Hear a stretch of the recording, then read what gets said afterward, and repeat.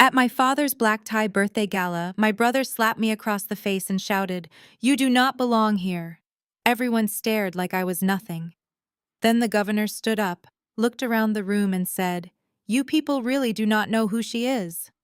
Silence swallowed the entire ballroom. My brother went pale when the governor said she is the one who holds your entire future in her hands. Before I continue this story, let me know where you are watching from in the comments below.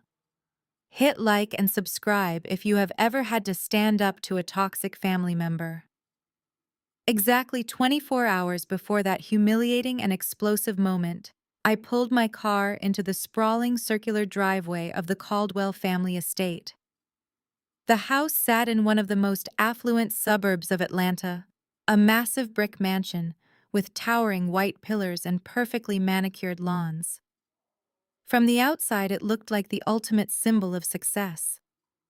Inside it was a fortress of judgment and conditional love. I am Nia Caldwell, 32 years old and the designated black sheep of a family that valued social status above basic human decency.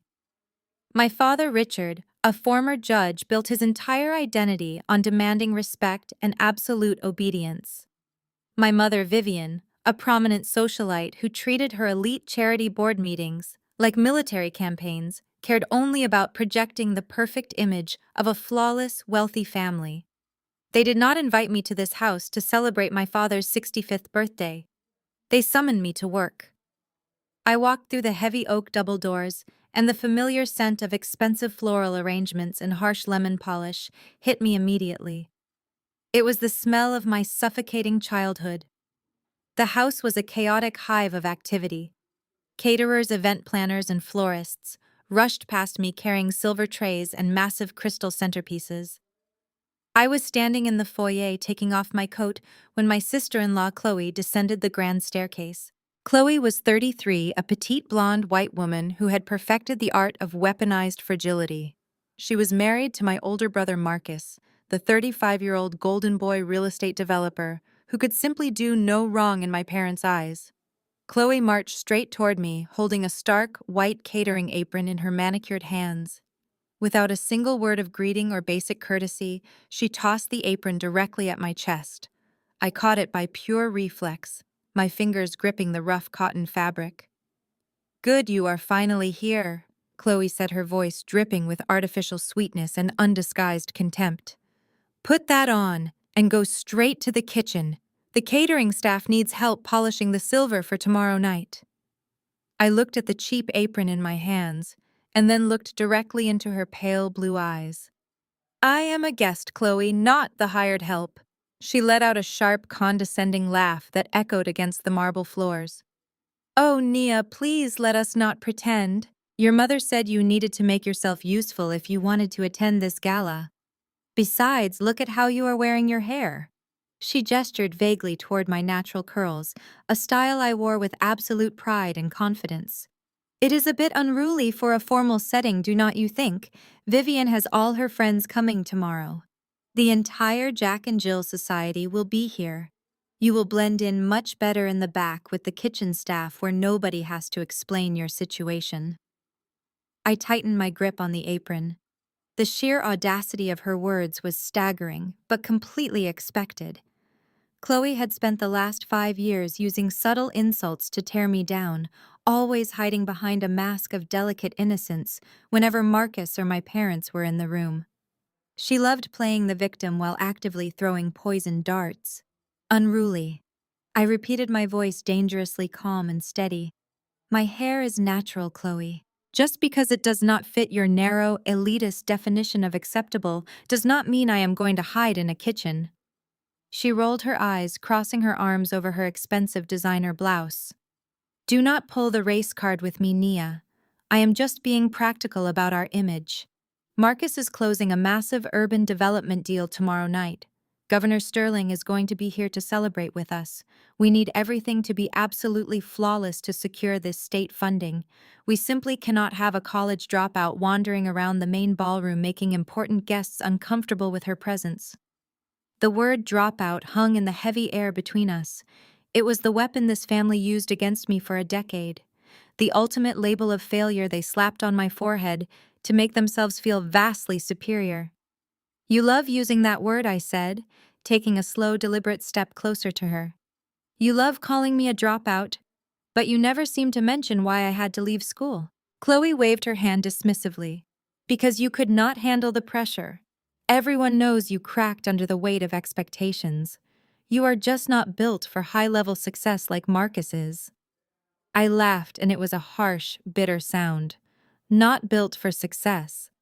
Is that the fabricated story Marcus tells you to soothe his fragile ego? Let me refresh your memory, since you married into this family and conveniently ignore the ugly truth. 10 years ago, I was an honors student. I was on track to graduate at the absolute top of my class. I had my entire future brilliantly mapped out. But then your perfect husband decided he wanted to play the role of a tech entrepreneur. He started a company with a business plan that a child could see was doomed to fail. He needed capital. He needed a lifeline because no legitimate bank in this state would lend him a single dime. I took another step forward, forcing Chloe to step back against the staircase railing.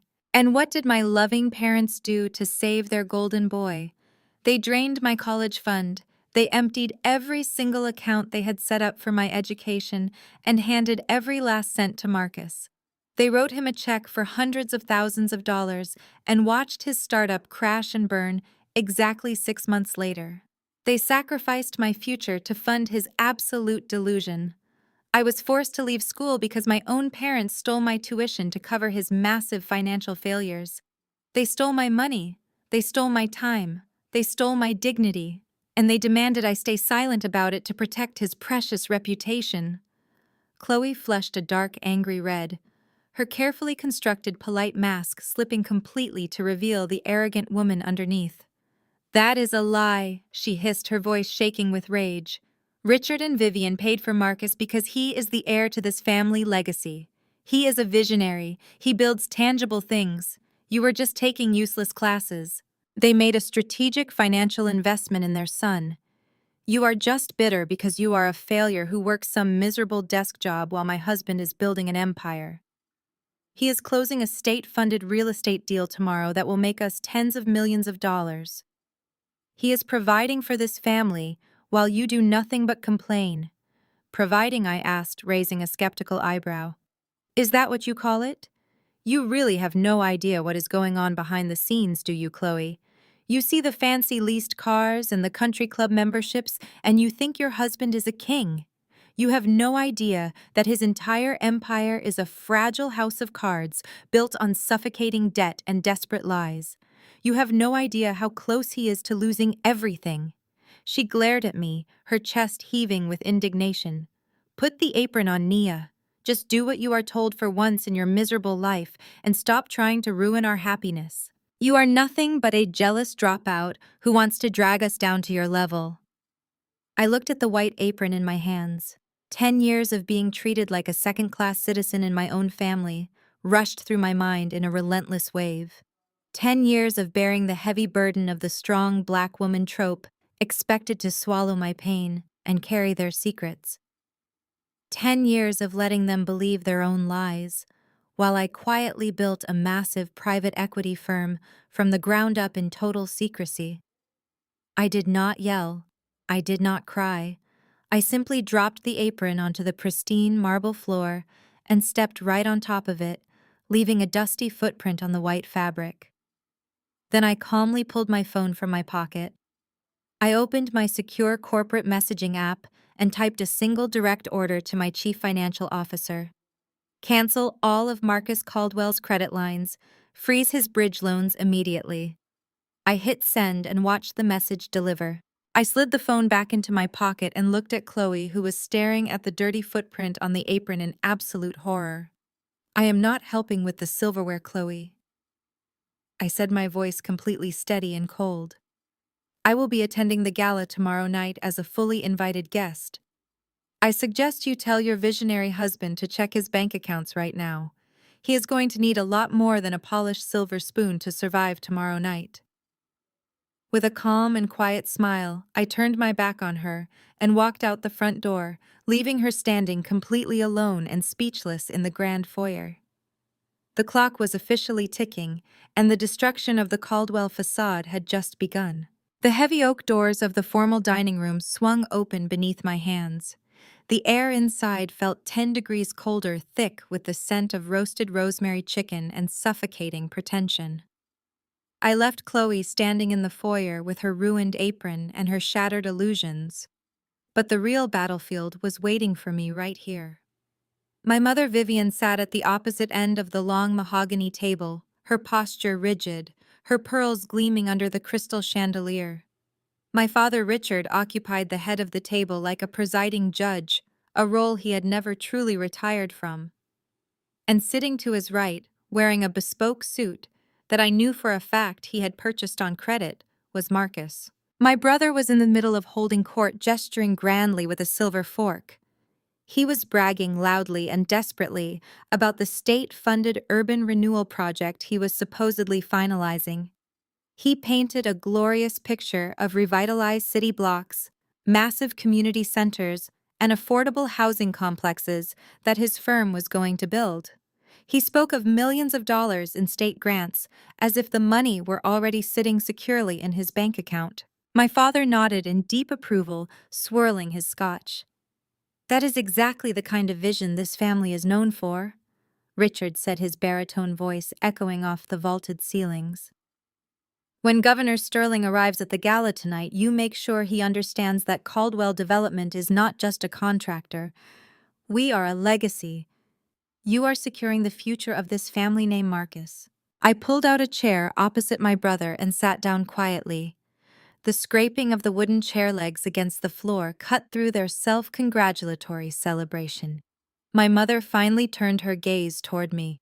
Her eyes swept over my tailored emerald silk suit, lingering on the fabric as if trying to calculate its exact retail value, before her lips thinned into a line of profound disappointment. "It is a shame your sister does not understand the concept of legacy," Vivian said, directing her words to Marcus, but keeping her eyes locked onto me.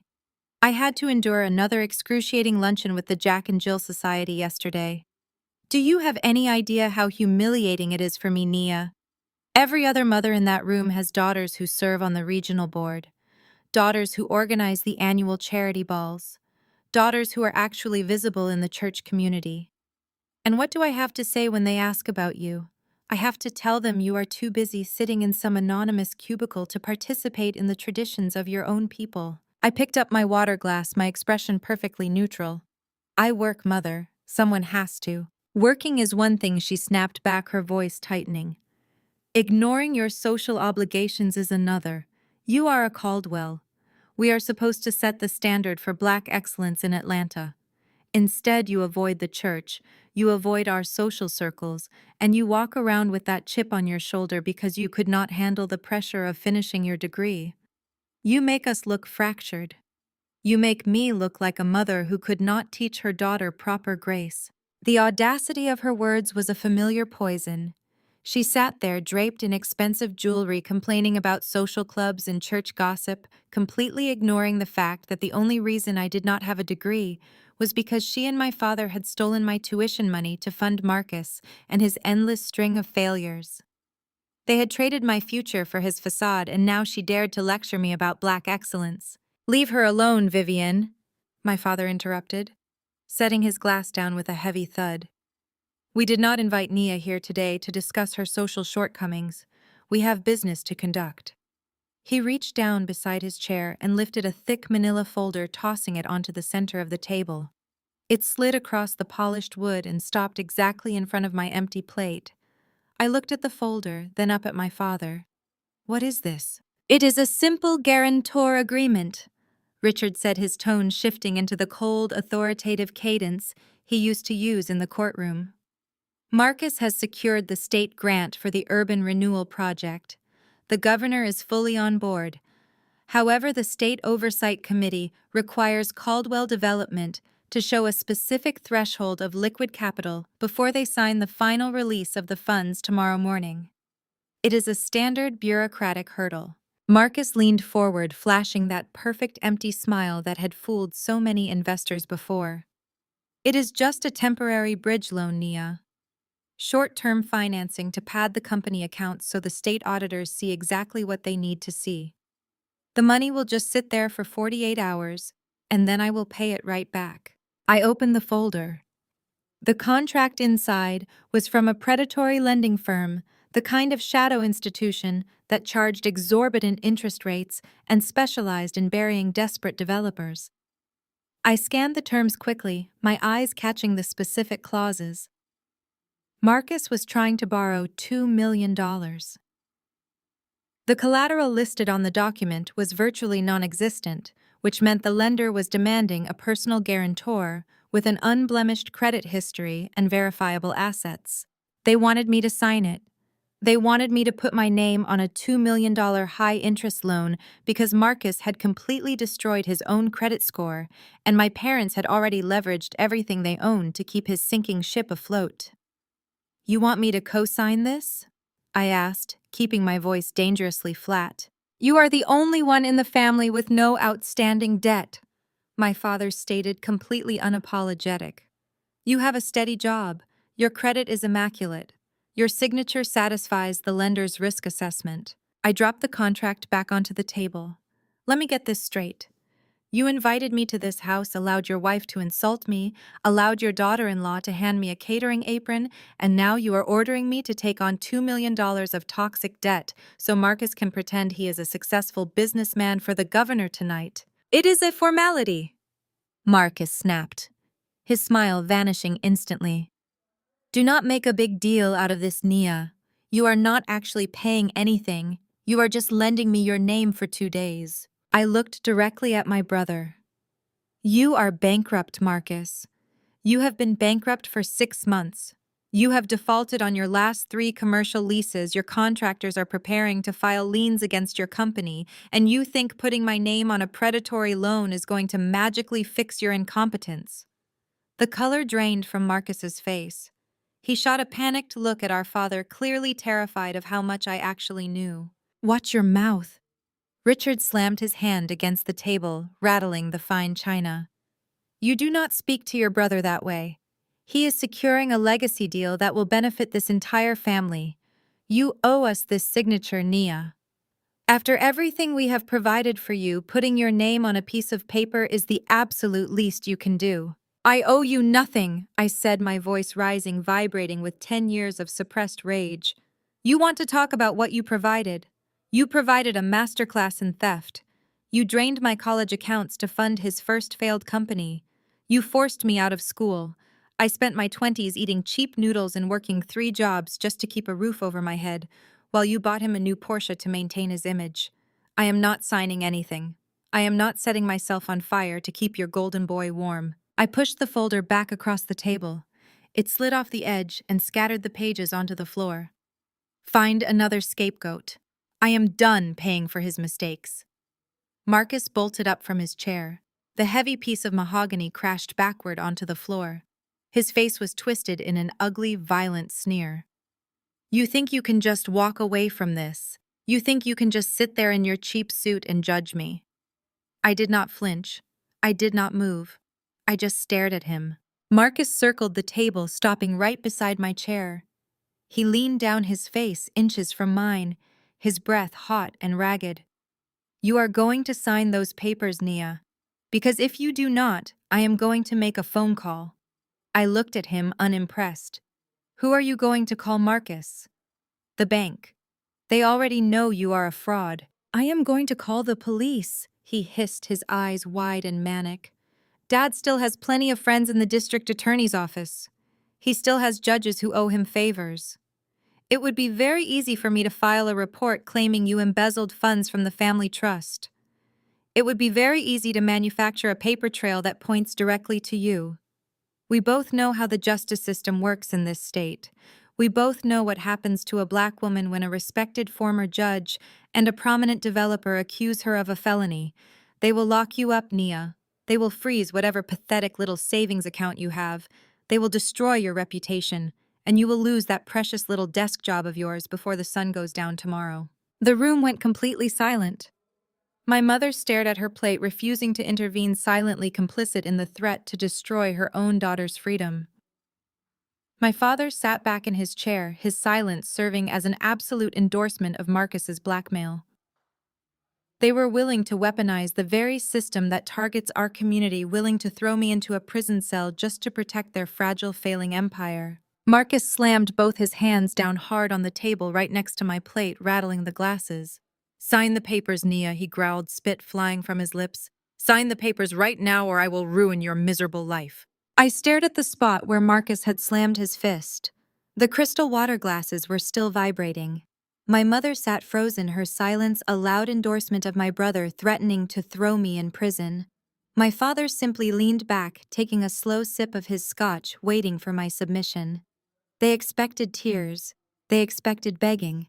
They expected the scared college dropout they had manufactured. I stood up slowly, smoothing the wrinkles from my emerald silk suit. I kept my face entirely devoid of emotion. "Fine," I said, my voice barely above a whisper. "If that is what it takes to protect this family's legacy, I will sign your papers." Marcus let out a sharp breath, his posture instantly shifting from violent predator back to arrogant golden boy. "I knew you would see reason, Nia. It is just business." "I left my reading glasses and my fountain pen in my bag," I said, looking directly at my father. "I placed it in your study when I arrived. I will go get it and sign right here." My father waved his hand dismissively. "Make it quick. We have catering to review." I turned my back on them and walked out of the formal dining room. My heart hammered against my ribs, a steady rhythmic drumbeat of pure adrenaline. I did not need a pen. I needed proof. My father's study was located at the far end of the West Wing. It was a room designed to intimidate. Floor-to-ceiling mahogany bookshelves, dark leather armchairs, and a massive antique desk that dominated the space. It smelled of expensive cigars and unchecked patriarchal authority. For my entire childhood, this room was strictly off-limits to me. It was the inner sanctum where my father and Marcus discussed the future while I was sent to the kitchen to help my mother. I closed the heavy oak door behind me and locked it. I had exactly 3 minutes before their impatience turned into suspicion. I did not go to my handbag. I went straight to my father's desk. Richard Caldwell was a man of predictable habits. He operated on the arrogant assumption that no one in his house would ever dare question him, let alone investigate him. He kept a digital safe hidden behind a framed portrait of himself receiving a judicial award, but I knew that safe only held decoy documents and old tax returns. The real secrets, the ugly truths he frantically tried to manage, were always kept in the bottom right drawer of his desk. The drawer with the broken biometric lock he never bothered to fix because he believed his authority was an invisible force field. I pulled the drawer open. It was crammed with thick manila folders, each labeled with Marcus's various shell companies. I grabbed the most recent stack, the ones dated within the last 30 days, and spread them across the polished mahogany surface. The first document was a bank statement for my parents' joint retirement account. I ran my finger down the column of withdrawals. $500,000 transferred out in January. Another $300,000 in March. The current balance was less than $4,000. Marcus had not just asked them for help. He had bled them entirely dry. They were penniless. The Grand Caldwell estate, the designer clothes, the country club memberships, it was all a hollow facade propped up by maxed-out credit lines. But the retirement account was only the beginning. I opened the second folder. It contained ledgers from the Grace Fellowship Church, the massive congregation where my mother served as the head of the charity committee. She controlled the Community Outreach Fund, a fund built on the donations of working-class families hoping to build a new community center. I stared at the highlighted transfer logs. Marcus had systematically siphoned $2 million from the church's charity fund over the past 8 months. He disguised the transfers as payments to construction vendors for the urban renewal project vendors that did not actually exist. My perfect visionary brother was embezzling money from widows and grandmothers. My mother, the pillar of the Jack and Jill Society, the woman who had just lectured me about moral grace and social obligations, was actively helping him cover up a massive federal crime. They were not just broke, they were criminals. My hands shook, but not from fear. It was the physical manifestation of absolute clarity. They had demanded I sign a predatory loan today because the church board was demanding a financial audit next week. Marcus needed my clean credit to secure a desperate cash injection to replace the stolen church funds before the auditors arrived. If I had signed that paper, I would have become legally tethered to his embezzlement. I would have been the perfect scapegoat. When the scheme collapsed, they would have handed me to the authorities without a second thought. They would have watched me go to prison just to keep Marcus's name clean. The betrayal was so profound, it felt like a physical weight pressing against my chest. They loved him enough to destroy their own lives, and they hated me enough to let me take the fall. I reached for the third folder, a thin red file tucked beneath the ledgers. I opened it, and the blood ran cold in my veins. This was not a bank statement. This was a collection of threatening letters and aggressive correspondence from a private equity group known as Obsidian Capital. But Obsidian was not a legitimate bank. In the financial sector, everyone knew Obsidian was a front for private, dangerous money. They were loan sharks in custom-tailored suits. Marcus owed them $5 million, and the principal was compounding weekly. The letters were explicitly clear.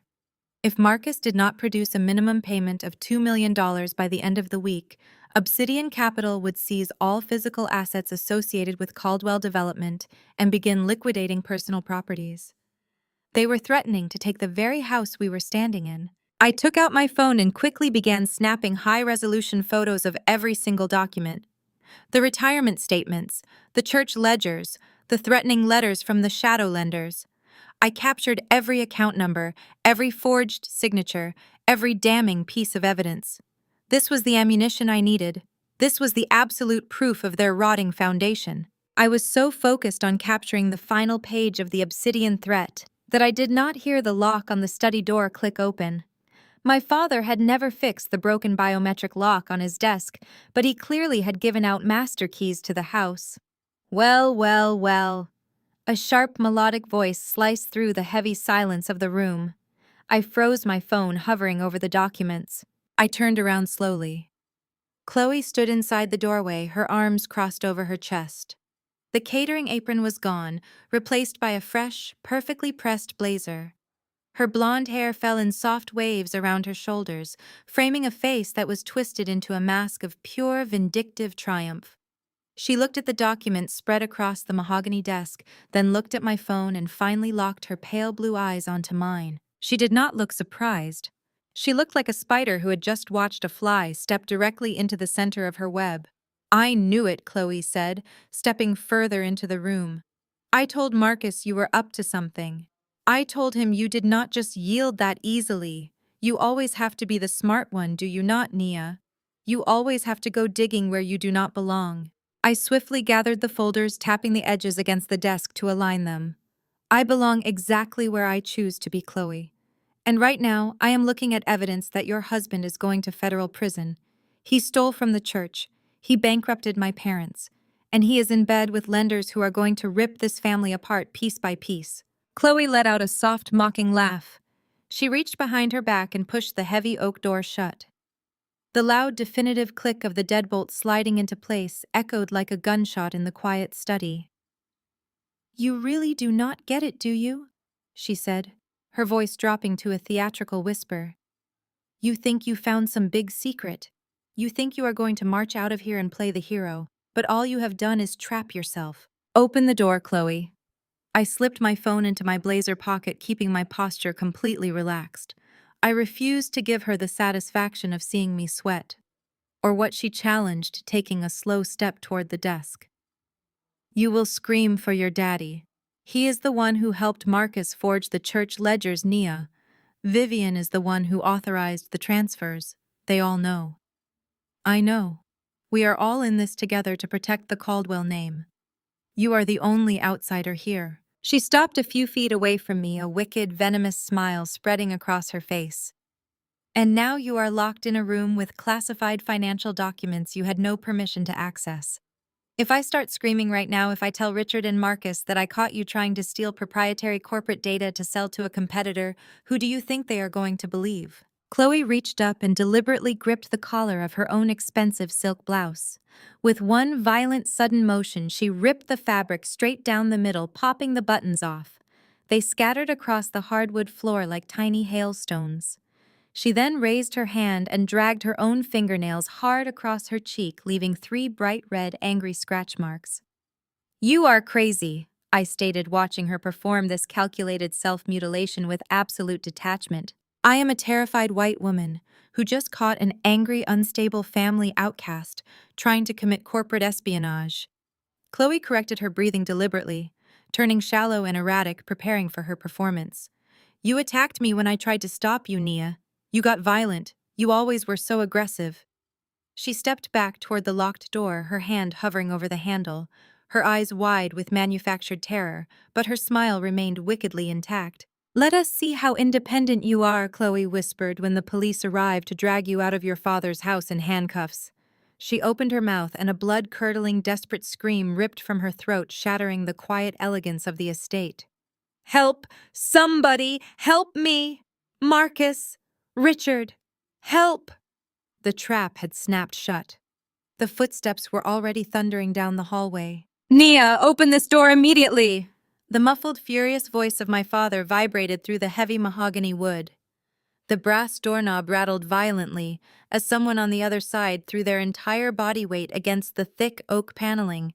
The walls of the study seemed to shake, but the reinforced door held firm. Chloe stood with her back pressed against the wood, her hand resting casually over the deadbolt. The terrified damsel in distress expression she had worn just seconds ago vanished from her face with the speed of a closing shutter. It was replaced by a chilling, predatory calmness that transformed her completely. She did not look like a panicked woman seeking help.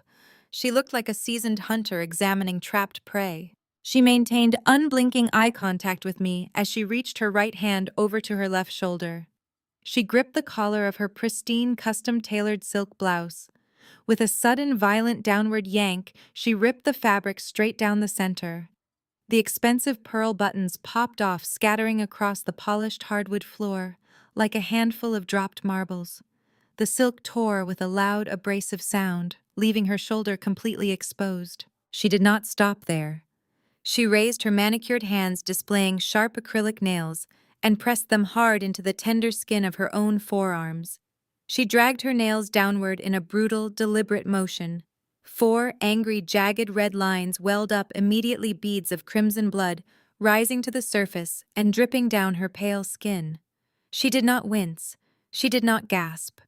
Her breathing remained perfectly steady, her eyes locked on mine with a sociopathic intensity. $2 million, Chloe whispered. Her voice was barely audible over the relentless thumping against the door, yet it carried a sharp metallic edge that cut through the noise. "That is the exact amount of liquid capital Marcus needs transferred into the Caldwell Development holding accounts by tomorrow morning. He needs it to satisfy the state auditors, and more importantly, he needs it to keep Obsidian Capital from seizing this estate, our cars, and my entire lifestyle. I know you have it, Nia. You have always been a compulsive little saver, hoarding your miserable paycheck from whatever desk job you work. You are going to open your banking application on your phone right now. You are going to wire every single liquid asset you possess into Marcus's account, and then you are going to digitally co-sign that bridge loan document sitting on the dining room table." Chloe tilted her head, a venomous smile playing on her lips. "If you do exactly as I say, I will unlock this door. I will fall sobbing into my husband's arms and tell them I simply saw a mouse and had a severe panic attack. I will tell them I scratched my own arms, backing into the bookshelf in my blind terror. We will all go back to the dining room, finish your mother's dry roast chicken, and pretend this little corporate espionage attempt never happened. You get to walk out the front door and go back to your pathetic, invisible life." She dragged her nails down her other arm, creating a matching set of bleeding lacerations. "But if you refuse," she continued, taking a slow, measured step toward me, "I will unlock that door and collapse onto the hallway floor in a heap of torn silk and blood. I will tell Richard that you cornered me in his study. I will tell him I caught you trying to steal his private financial documents, and when I tried to intervene, you flew into an uncontrollable violent rage. I will say you tackled me, ripped my clothes, clawed my arms, and threatened to kill me. I looked at the scratches bleeding on her arms, the torn silk hanging off her shoulder. It was a terrifyingly brilliant, deeply sinister performance. It was the ultimate weaponization of her identity. Chloe saw the cold calculation in my eyes, and her smile widened into a shark-like grin. Do not bother trying to formulate a defense, Nia. You are highly intelligent, but you are not smart enough to beat this kind of societal math. Think about exactly how this plays out in the real world. Think about the optics. Think about who I am, and think about who you are.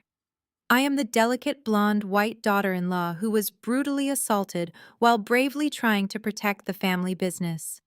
You are the estranged, resentful, aggressive black daughter who dropped out of college, carries a massive chip on her shoulder, and actively hates her own brother. When the police arrive, who do you honestly think they are going to look at first? When heavily armed officers walk into this grand estate and see me crying, trembling, bleeding on the marble floor, and pointing a shaking finger directly at you, they are not going to ask for your side of the story. They are not going to sit down and calmly review whatever financial documents you think you found. They are going to draw their weapons, throw you against the wall, and put you in handcuffs. That is how this country works. It is a script that has been written, rehearsed, and perfected long before either of us was born, and I know exactly how to play the lead role flawlessly. My tears are a currency you simply cannot match. And it will not just be the police, Chloe whispered, her voice dripping with profound satisfaction. Your own father is banging on that door right now, demanding your submission. Richard Caldwell will not hesitate to throw you to the wolves. He needs Marcus to succeed so his own fragile legacy survives. If putting you in a jail cell for aggravated assault and corporate espionage keeps the spotlight off Marcus's financial crimes, your father will happily lock the cell door himself and throw away the key. Your mother will stand right beside him, dabbing her dry eyes for the local news cameras, talking about how she tried to save her troubled, violent daughter but tragically failed. They will sacrifice you without a single second thought to protect their golden boy and his fragile, victimized wife. You have absolutely no leverage here, Naya. Your intelligence does not matter. Your truth does not matter. The only thing that matters in this room right now is my tears. And my tears will completely bury you. Nia, I swear to God, if you do not open this door, I am going to kick it off its hinges, Marcus bellowed from the hallway. A heavy, violent thud shook the walls as he rammed his shoulder against the solid wood. Chloe. Are you okay in there, Chloe? You have 5 seconds, Nia, Chloe whispered, reaching her hand back behind her to rest on the brass deadbolt. Wire the money and sign the loan, or I open the door and ruin your life permanently. 1, 2. I stood completely still behind my father's massive mahogany desk. I did not reach for my pocket to open a banking application. I did not plead with her for mercy. I did not try to physically lunge across the room to stop her from turning the lock. I simply watched her with a profound, overwhelming sense of icy calm. The frantic, violent banging outside the door, the bleeding scratches on her pale arms, the vicious, calculated racial manipulation she had just vomited at me. None of it spiked my pulse. I had spent 10 years building an impenetrable armor, and her pathetic performance could not pierce it. You have a fatal flaw, Chloe, I said, my voice cutting through the thick tension in the room like a surgical scalpel. You assume that because I have been quiet for 10 years, I have been asleep. I reached into the front pocket of my emerald silk blazer. I did not pull out a credit card or a checkbook. I pulled out my phone. The screen was bright, fully illuminated, and displaying a live, high-definition video feed. I held the device up, turning the screen outward so Chloe could see it with absolute clarity. I watched her pale blue eyes dart to the glowing rectangular screen. I watched the triumphant, malicious smile slowly freeze on her face as her brain struggled to process what she was looking at. You see, when I walked into this study, I did not just open my camera app to take a few static photos of Richard's little secret files, I explained, keeping my tone entirely conversational, as if we were discussing the weather rather than her imminent destruction. I opened a highly encrypted proprietary communication application developed by my own private equity firm. It is a secure live streaming platform specifically designed for protected corporate whistleblowing and high-level data preservation. For the last 4 minutes, my phone's front-facing camera has been broadcasting every single second of this interaction directly to a secure, unhackable cloud server. Chloe's hand dropped away from the deadbolt as if the brass metal had suddenly turned red hot. The color drained from her face so rapidly she looked almost translucent, resembling a ghost haunting her own life. Her mouth opened, but no sound came out. The air seemed to vanish from her lungs. The feed I continued, taking a slow, measured step toward her around the edge of the desk, is being simultaneously mirrored to 3 different remote locations. The first is my chief legal counsel's private desktop monitor. The second is an anonymous, highly monitored Dropbox at the regional office of the Federal Bureau of Investigation. And the third, which is my absolute personal favorite, is a direct secure link to the investigative division of the Internal Revenue Service. They are currently watching high-definition, unedited, crystal-clear footage of you violently ripping your own clothes, clawing your own arms, and explicitly detailing a calculated plan to extort me for $2 million to pay off Marcus's illegal shadow loans. They just heard you casually admit that Richard and Vivian authorized the theft of church charity funds. They heard you confess to the entire criminal conspiracy. The banging on the door suddenly stopped. Perhaps my father had gone to find a heavy tool to break the lock, or perhaps they were simply pausing to listen to the silence inside. The quiet in the study was deafening, broken only by Chloe's ragged, shallow, terrified breathing. "You wanted to play a role, Chloe," I whispered, stepping right into her personal space. I could smell the sharp metallic scent of the blood on her arms, mixing with the sickly sweet notes of her expensive perfume. "You wanted to play the fragile, innocent victim destroyed by the angry black woman. But the script just got rewritten. You are not starring in a domestic soap opera anymore. You are starring in a massive federal indictment for extortion, blackmail, and conspiracy to commit wire fraud. And the best part is you provided the entire confession yourself, completely unprompted, right into a federal microphone." Chloe was completely paralyzed. The malicious, arrogant woman who had tossed a catering apron at me 24 hours ago was entirely gone. The venomous manipulator who had just threatened to weaponize her white tears to put me in a cage was permanently extinguished. She was literally turned to stone, her eyes wide with a profound terror that was no longer manufactured for an audience. She was staring at the glowing red recording dot on my phone screen, as if it were the barrel of a loaded gun pointed directly at her forehead.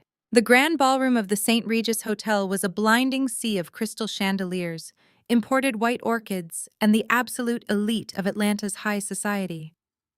The air was thick with the scent of expensive perfume, aged scotch, and the suffocating arrogance of inherited wealth.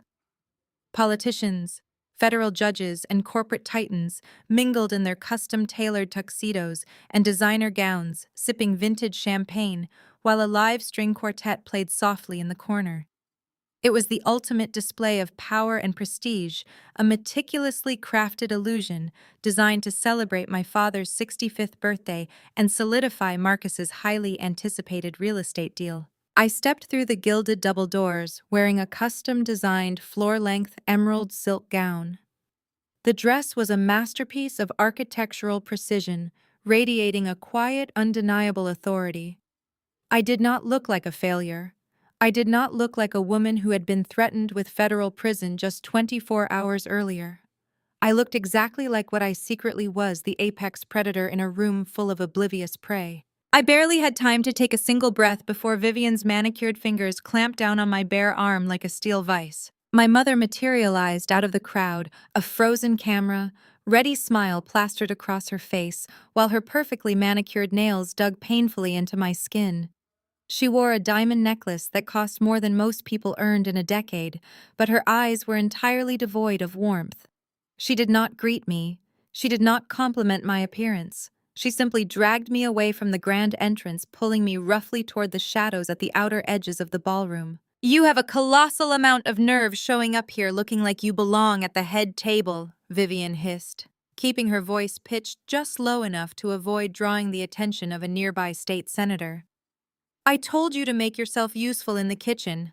I did not invite you here to put on a fashion show and parade around my friends.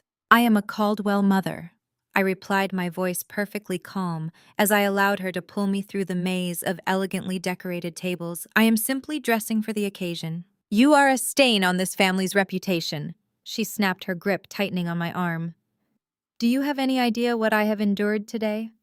I have spent the last 3 hours fielding questions from the women on my charity board. They all want to know why my daughter refuses to join the Jack and Jill Society. They want to know why you are never seen at church functions. I have to stand there and smile while they pity me for raising a sullen, ungrateful college dropout who works a miserable desk job and refuses to honor her social obligations. You make me look like a failure, Nia. You make this entire family look fractured. She abruptly stopped walking and shoved me forward. We had reached the absolute back of the massive ballroom. I looked at the table she had forced me toward. It was a tiny, cramped circle shoved violently into the darkest corner of the room. It was pushed so far back that my chair was physically touching the heavy, swinging metal doors that led directly into the catering kitchen. Every time a waiter rushed through those doors with a tray of food, a blast of hot air smelling of industrial dish soap, roasted meat, and garbage hit the back of my neck. It was not just a bad seat. It was a calculated geographical insult. It was a physical manifestation of my place in this family. You are going to sit exactly right here, Vivian ordered, pointing a trembling diamond-adorned finger at the chair. You do not speak to the press.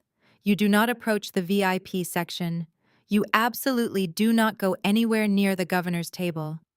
Marcus is about to secure a $30 million state grant tonight that will cement our family legacy for the next century. I will not allow your bitter, jealous disposition to ruin the most important night of your brother's life. You will sit here, you will stay entirely invisible, and you will not embarrass me. Vivian turned on her heel and marched back toward the brilliant light of the dance floor, her fake smile instantly snapping back into place as she greeted a wealthy real estate investor. I slowly pulled out the chair and sat down. I did not argue. I did not show a single ounce of humiliation. I simply smoothed the emerald silk of my gown over my knees and picked up my crystal water glass. I was completely comfortable in the shadows. It gave me the perfect vantage point to watch the execution I had carefully orchestrated. The tables immediately surrounding my dark corner were filled with the lower-tier guests. These were the distant acquaintances, the minor church officials, and the social climbers desperate to be in the same room as Richard Caldwell. They were also the loudest gossips in the city. I sat quietly, taking a slow sip of my ice water, and listened as the venomous whispers began to swirl around me.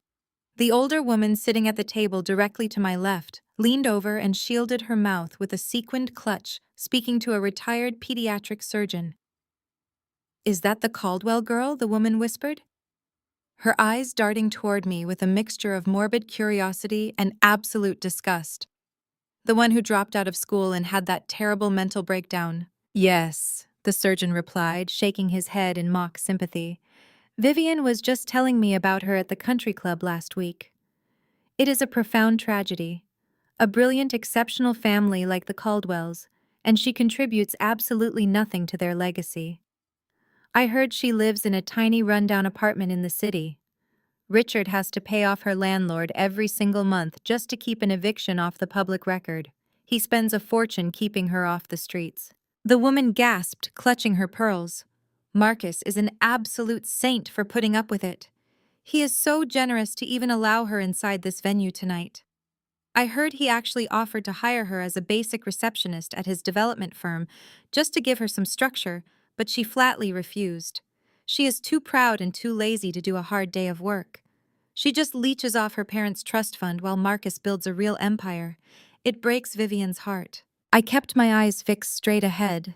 The lies were so deeply entrenched, so meticulously crafted by my parents over the last 10 years that they had become absolute social gospel. My family had painted themselves as noble, long-suffering martyrs, burdened by a parasitic, ungrateful daughter. They used my fabricated failures to highlight Marcus's fabricated success. Across the room, standing on a raised, brightly lit dais, Marcus was currently holding court. He was surrounded by a tight circle of wealthy private investors and state politicians.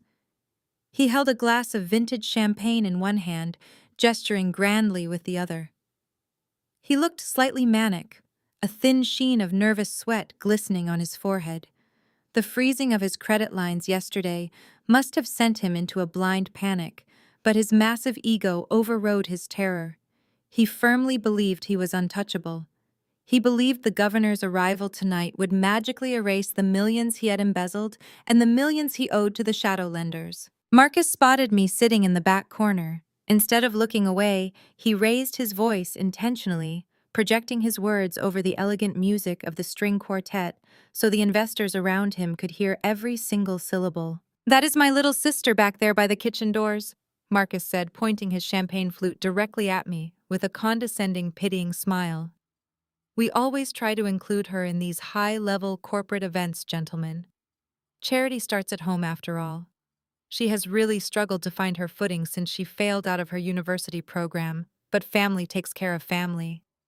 I have spent my entire career working 80-hour weeks, making sure my parents never have to worry about supporting her financially. You have to be willing to carry the dead weight if you want to keep the family tree standing strong." The politicians and investors chuckled warmly, raising their glasses to Marcus in a toast to his manufactured nobility. They looked at him and saw a generous, successful titan of industry. They saw a loving brother protecting his broken sister. I looked at him and saw a desperate, sweating fraud who was completely out of time. The first course of the dinner was served.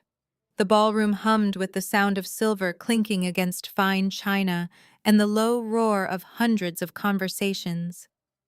Waiters rushed back and forth through the swinging metal doors directly behind my chair, occasionally bumping against my shoulders in their frantic haste. I did not complain. I did not move. I waited. The speeches were scheduled to begin in exactly 10 minutes. The tension in the room was palpable as everyone awaited the arrival of Governor Sterling. Suddenly, the elegant atmosphere of the ballroom was pierced by a sharp, highly unusual disruption. The general manager of the St. Regis Hotel, a tall, severe-looking man in a flawless tuxedo, marched into the room. He was not carrying a bottle of wine or checking on the guests. He was flanked by two large, broad-shouldered hotel security guards. He looked completely frantic, his face pale and his jaw tightly clenched. He bypassed the grand VIP tables at the front of the room. He walked straight past Marcus and the wealthy investors. He marched directly toward the dark, cramped corner by the kitchen. He stopped exactly next to my chair. The conversations at the surrounding tables abruptly died. The retired surgeon and the gossiping woman froze with their forks halfway to their mouths, their eyes wide with malicious, breathless curiosity. They were clearly expecting me to be thrown out of the venue by security for causing some sort of embarrassing scene. They leaned in, desperate to hear my final humiliation. "Miss Caldwell, the general manager," said, his voice trembling slightly as he pulled a pristine white handkerchief from his pocket and wiped a bead of sweat from his forehead. "I am incredibly sorry to interrupt your dinner service, but we have a severe, immediate crisis." I slowly placed my water glass down on the table. "What is the problem?" The manager looked terrified as he gripped a heavy black leather folio in his hands. "There seems to be a catastrophic issue with the financial arrangements for tonight's gala. When your father, Judge Caldwell, booked the grand ballroom 6 months ago, he authorized a specific corporate account to be charged for the entirety of the event upon the commencement of the dinner service. That includes the venue rental, the premium open bar, the imported floral centerpieces, the specialized catering staff, and the private security detail. Everything. I assume the corporate card was declined." I stated, my voice completely devoid of surprise. The manager swallowed hard, his eyes darting nervously toward the security guards. "The account associated with Caldwell Development was not just declined, Miss Caldwell. It was completely frozen by the issuing bank this afternoon." When I approached your father at the head table just now to request an alternative method of payment, he was highly offended by the interruption. He flatly refused to provide a new credit card or a corporate check. I see, I said, keeping my posture perfectly rigid. And what did my father tell you to do? He directed me straight to you, the manager said, extending his trembling hands and placing the heavy black leather folio directly onto the table right on top of my dinner plate. Your father stated clearly in front of our staff that you are the designated financial guarantor for this family. He said you would be personally handling the final balance for tonight's celebration. He was absolutely insistent that you are the only person authorized to settle this debt, and he demanded I bring the invoice to you immediately. A loud collective gasp erupted from the neighboring tables. The whispers ignited into a blazing wildfire. The guests stared at me in absolute shock and twisted delight. They believed Richard Caldwell was finally punishing his lazy, freeloading daughter by publicly humiliating her with a bill she could never possibly afford. They believed my father was publicly stripping me of my dignity, forcing me to admit my total financial ruin in front of the entire elite society of Atlanta. I looked down at the black leather folio resting on my plate. I reached out and slowly opened the cover.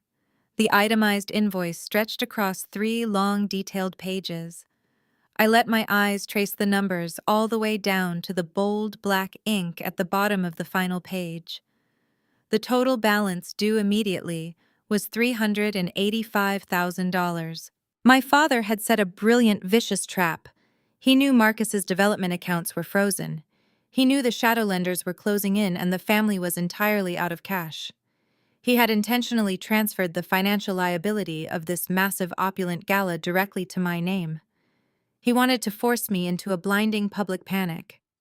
He wanted me to be so terrified of being arrested for defrauding a luxury hotel that I would run crying to the head table begging for his mercy, completely willing to sign whatever predatory loans he demanded just to save myself from going to jail. I closed the leather folio. I looked past the nervous manager, past the whispering guests, and stared directly across the massive, sparkling ballroom. Richard Caldwell was sitting at the head table watching me. A smug, victorious, deeply arrogant smile was spread wide across his face. He raised his crystal glass of expensive scotch, pointing it directly at me from across the room in a silent, mocking toast. He truly believed he had me completely cornered. He believed he had finally broken me. I did not break eye contact with Richard Caldwell. I did not blink. I did not shed a single tear. I simply picked up the heavy black leather folio from my dinner plate. The general manager of the St. Regis Hotel stood frozen next to my chair, his face pale, waiting for me to shatter into a million pieces. He expected me to weep, to hyperventilate, to beg for a phone to call my bank. Instead, I stood up. The emerald silk of my custom gown fell perfectly into place around my silhouette. I handed my crystal water glass to a passing waiter and began to walk. I stepped out of the dark, cramped corner by the kitchen doors and moved directly into the blinding light of the crystal chandeliers. I did not walk with the hurried, panicked steps of a victim. I walked with the slow, measured cadence of an executioner. The retired pediatric surgeon and the gossiping woman to my left immediately fell silent, their eyes wide as saucers as they watched me glide past them. The entire ballroom seemed to collectively hold its breath. The soft music from the string quartet was drowned out by the rustle of expensive fabrics and the sharp intake of breath from hundreds of guests who realized the family outcast was marching straight into forbidden territory. The VIP dais was elevated 2 steps above the rest of the ballroom. It was a fortress of white orchids and silver candelabras, heavily guarded by the invisible shield of extreme wealth. Richard sat at the exact center, flanked by local politicians, state senators, and the wealthiest private equity investors in Atlanta. Marcus stood to his right, his face already flushing with angry color as he saw me approaching. Vivian was seated to Richard's left, and the moment she saw me step onto the raised platform, her polite, camera-ready smile instantly transformed into a mask of pure, unadulterated horror. I did not stop at the edge of their sacred circle. I walked directly past a state senator, ignoring his confused expression, and stopped dead center in front of my father. I raised my hand and dropped the black leather folio directly onto the center of his pristine gold-rimmed dinner plate. The heavy folder hit the fine china with a sharp, violent crack that echoed across the surrounding tables. Several investors jumped in their seats. "Having a problem with the catering arrangements?" Nia, my father asked. He leaned back in his leather chair, swirling his scotch, completely unbothered by the loud noise. His voice was laced with a thick, suffocating arrogance. He was performing for the politicians sitting next to him, playing the role of the benevolent patriarch, dealing with an unstable, hysterical child. "I am not having a problem at all, Richard," I replied, deliberately using his first name. The disrespect hung in the air like a drawn blade. "But the general manager seems to be under the highly delusional impression that I am responsible for your $385,000 bar tab." Vivian bolted up from her chair, her diamond necklace flashing under the lights. She grabbed my forearm, her manicured nails digging fiercely into my skin. "Have you lost your absolute mind?" she hissed, her voice a frantic, venomous whisper meant only for my ears. "The governor is walking through those doors in less than 5 minutes. You are embarrassing us in front of the entire regional board. Get back to your table this instant before I have security drag you out the service elevator." I looked down at my mother's hand gripping my arm. I did not pull away. I simply stared at her fingers until she felt the sheer freezing temperature of my gaze, and slowly released her grip. "You wanted me to pay for the party, Mother," I said, keeping my voice loud enough for the investors at the table to hear every word. "I am simply trying to understand why the prominent, successful Caldwell family is attempting to force a college dropout to cover the cost of their own gala." Marcus stepped forward, stepping between me and the investors, attempting to physically block their view of me. He flashed a tight, desperate smile at the surrounding VIPs before turning his glare on me. "Stop making a scene, Nia," he ordered, his voice vibrating with barely contained rage. "You have lived off this family for years. You eat our food, you live in the properties Dad subsidizes for you. It is a simple family contribution. Do not throw a tantrum just because you are too broke to handle a basic societal obligation." I looked at my brother, taking in his sweating forehead and his perfectly tailored, unpaid-for suit. "You are projecting again, Marcus. I am not the one hiding from shadow lenders, and I am certainly not the one who froze the Caldwell Development corporate accounts this afternoon." Marcus went completely rigid. The color drained from his face so fast he looked as though he might physically collapse. The investors sitting at the table instantly stopped murmuring. They leaned in, their predatory business instincts suddenly activated by the mention of frozen corporate accounts. "Watch your mouth!" Richard slammed his glass down on the table. The sharp sound cut through the rising tension. He leaned forward, dropping the benevolent patriarch act entirely. His eyes were cold, flat, and merciless. "You have absolutely no idea what you are talking about. You are out of your depth, Nia. You are going to take that folio, you are going to walk over to the general manager, and you are going to sign the financial guarantor documents right now. If you do not settle this hotel invoice immediately, I will personally instruct the manager to have you arrested for felony theft of services. You have no money, you have no power, you have nothing but the charity I allow you to have. Now handle the bill or go to jail." He stared at me, waiting for my spirit to break. He waited for the fear to wash over my face. He waited for me to realize that I was a small, insignificant piece on his grand chessboard. I turned my back on my father. I looked past Marcus and locked eyes with the general manager, who had nervously followed me up to the VIP dais and was currently hovering near the edge of the platform, flanked by his 2 security guards. "Do you have your portable payment terminal?" I asked, my voice carrying clearly across the silent room. The manager blinked, startled by my sudden shift in focus. "Yes, Miss Caldwell, I have it right here." He held up a sleek black digital card reader, his hands still trembling slightly. "Bring it to me." Vivian let out a sharp, mocking laugh. "What exactly do you think you are going to do, Nia? Are you going to put $300,000 on a debit card? You are making a complete fool of yourself. The entire room is watching you humiliate this family." I ignored her. I unclasped my small architectural silk clutch. I did not pull out a standard bank card. I did not pull out a platinum or gold credit card. I reached 2 fingers inside and pulled out a solid matte black card. It was heavier than plastic forged from anodized titanium. It had no bank logo, no visible account numbers on the front, and no spending limit. It was a card issued exclusively by private wealth institutions to individuals whose liquid assets exceeded 9 figures. I held the heavy metal card out to the general manager. He stared at it for a fraction of a second before his professional training kicked in. He stepped forward, took the titanium card with both hands, and slid it into the side of the digital terminal. The entire VIP table watched in breathless, agonizing silence. Marcus was practically vibrating with nervous energy. Richard crossed his arms over his chest, a deep scowl settling over his features, convinced that the machine was about to flash a bright red, declined message. He was waiting for the final, humiliating punchline. The digital terminal beeped softly. A tiny green checkmark illuminated the screen. Approved. The machine whirred to life, printing a long white paper receipt. The manager took the receipt and glanced down at the printed text to verify the signature line. I watched the exact moment the general manager's brain processed the information printed in bold, black ink at the very top of the receipt. It was not a personal name.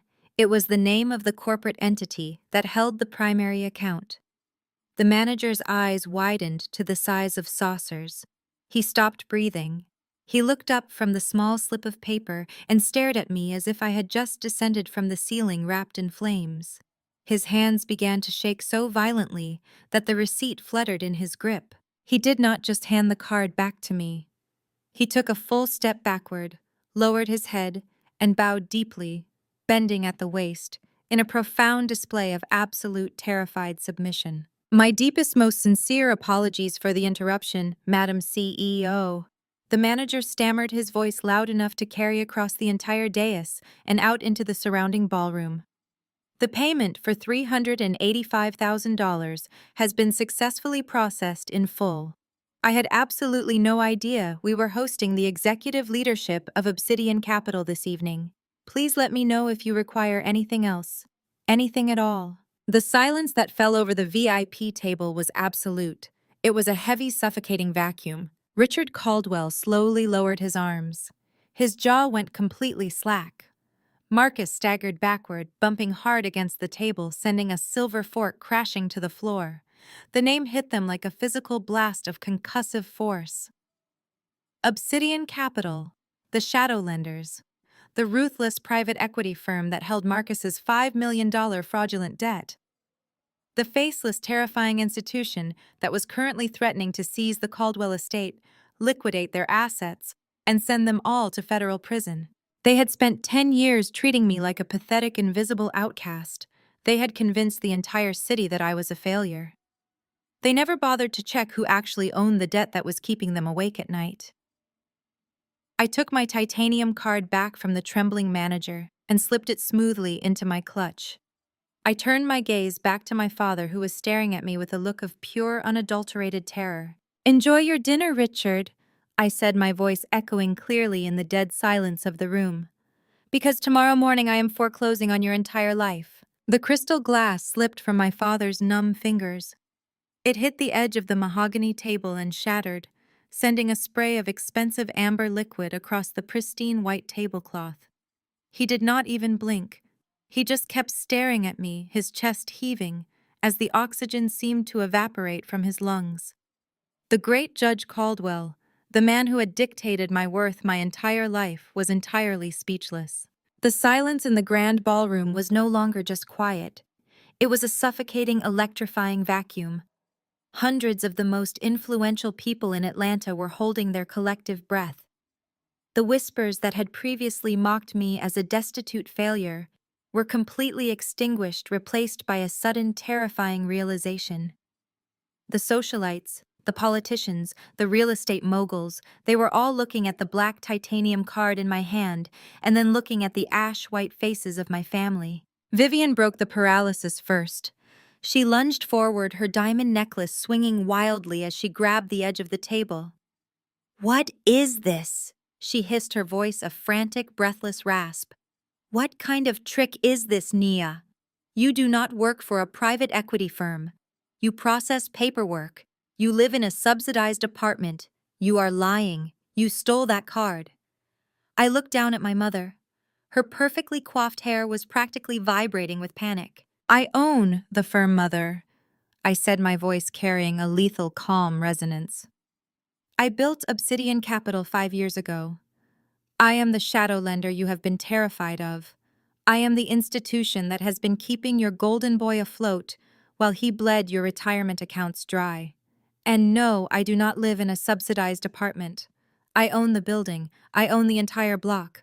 I simply allowed you to believe your lies because it kept you from asking for my money. Vivian stumbled backward as if I had physically struck her. She looked at Richard for confirmation, but my father was still staring at the shattered glass on the table, the reality of his total financial ruin crushing him in real time. That is impossible, Marcus snarled, stepping around the table. His voice was too loud, entirely devoid of its usual smooth political cadence. He was sweating profusely, his custom tuxedo suddenly looking like a cheap costume. He pointed a trembling finger at me. "You are a dropout," Marcus shouted, taking another step closer, his eyes wild and manic. "You failed out of your degree program. You had a mental breakdown. Mom and Dad had to pay your rent just to keep you off the streets. You are a fraud. You hacked into their system. You stole someone else's identity to get that card." The desperation pouring off him was pathetic. He was unraveling right in front of his precious investors. The men in bespoke suits who had been toasting his brilliance just 10 minutes ago were now subtly backing away from the dais, putting physical distance between themselves and the imploding Caldwell family. "I did not have a mental breakdown, Marcus," I stated, stepping directly into his path so he was forced to look down into my eyes.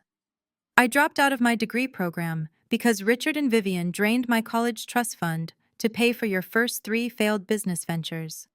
They sacrificed my education to cover your incompetence. I spent my 20s working 3 jobs, sleeping on a mattress on the floor, and building an investment portfolio from absolutely nothing. I built an empire while you were busy playing a visionary developer with stolen money." "You shut your mouth!" he yelled, spit flying from his lips. The string quartet in the corner abruptly stopped playing, the cellist lowering his bow in shock. The entire room was now watching us. "Why should I asked, my voice rising, filling the cavernous space with absolute clarity. "Should I stay quiet about the $5 million you owe my firm?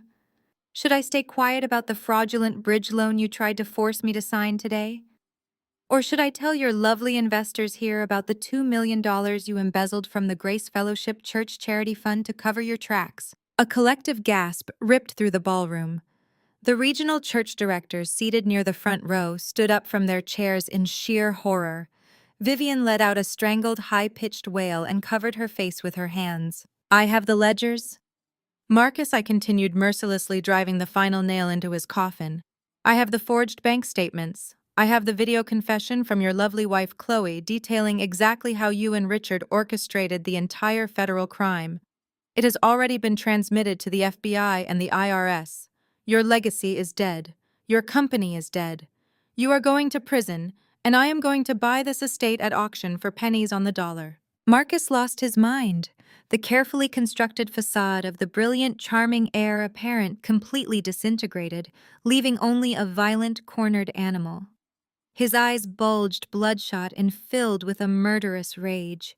He realized in that exact second that he had 0 leverage, 0 power, and 0 escape. The sister he had mocked, belittled, and threatened to destroy had just publicly executed him. He lunged at me. "You are nothing but worthless scum. You are garbage," he roared, his voice cracking into a guttural scream that echoed off the vaulted ceilings. "You do not belong here. You have never belonged here." He pulled his right arm back and swung with his entire body weight. The heavy, open-palmed strike connected solidly with the side of my face. The sheer force of the blow snapped my head to the side, sending a blinding flash of white light across my vision. The impact threw me entirely off balance. My high heels slipped on the polished marble step of the dais, and I crashed hard onto the ballroom floor. I hit the ground with a sickening thud, the breath knocked entirely out of my lungs. The beautiful emerald silk of my gown tangled around my legs. A sharp, stinging pain radiated across my cheekbone, and the metallic taste of blood instantly filled my mouth where my teeth had cut into the inside of my cheek. A chaotic chorus of screams and panicked shouts erupted from the crowd. Chairs scraped violently against the floor as guests scrambled backward. Marcus stood over me, his chest heaving, his fists clenched at his sides. He looked down at me with absolute unrestrained hatred. He was breathing heavily, his face twisted into an ugly sneer. "You are a parasite," he spat, pointing down at me as I lay on the cold floor. "You are a bitter, jealous outcast trying to ruin your own family because you could never measure up. I will destroy you for this. I will make sure you rot." I pushed myself up onto my elbows, my head spinning slightly. I touched my cheek, my fingers coming away stained with bright red blood. I did not cry. I did not cower. I looked up at him from the floor, tasting the blood in my mouth, and smiled. It was a cold, terrifying smile. He had just assaulted me in front of 300 witnesses. He had just sealed his own fate.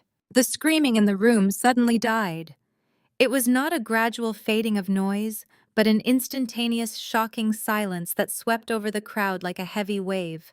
The panicked murmurs vanished. The guests who had been rushing forward to intervene froze dead in their tracks. Every single person in the grand ballroom turned their heads toward the back of the room. The massive gilded double doors at the main entrance had just swung open. The heavy brass handles hit the walls with a loud, definitive crash that echoed through the silent space. Governor Sterling stepped across the threshold. He was dressed in a sharp tuxedo, a frozen smile of political greeting dying instantly on his lips as he took in the scene. He was flanked by 4 massive state troopers, their hands instinctively moving toward their utility belts. Behind them, a horde of flash photography erupted as the local press corps pushed their way into the ballroom. Cameras rolling, capturing every single detail of the disastrous tableau. They captured the shattered glass on the VIP table. They captured my mother sobbing into her hands. They captured Marcus red-faced and sweating, standing with clenched fists. And they captured me, the bleeding, bruised woman sitting on the marble floor in a torn designer gown. The flashbulbs strobed like lightning, illuminating Marcus's total destruction. Marcus blinked against the blinding glare of the cameras. The physical exertion of striking me had left him momentarily breathless, but the sudden arrival of the most powerful politician in the state acted like a violent electrical shock to his system. He looked at the governor, looked at the press corps, and his fractured mind made a desperate, catastrophic leap in logic. He actually believed this was his moment of triumph.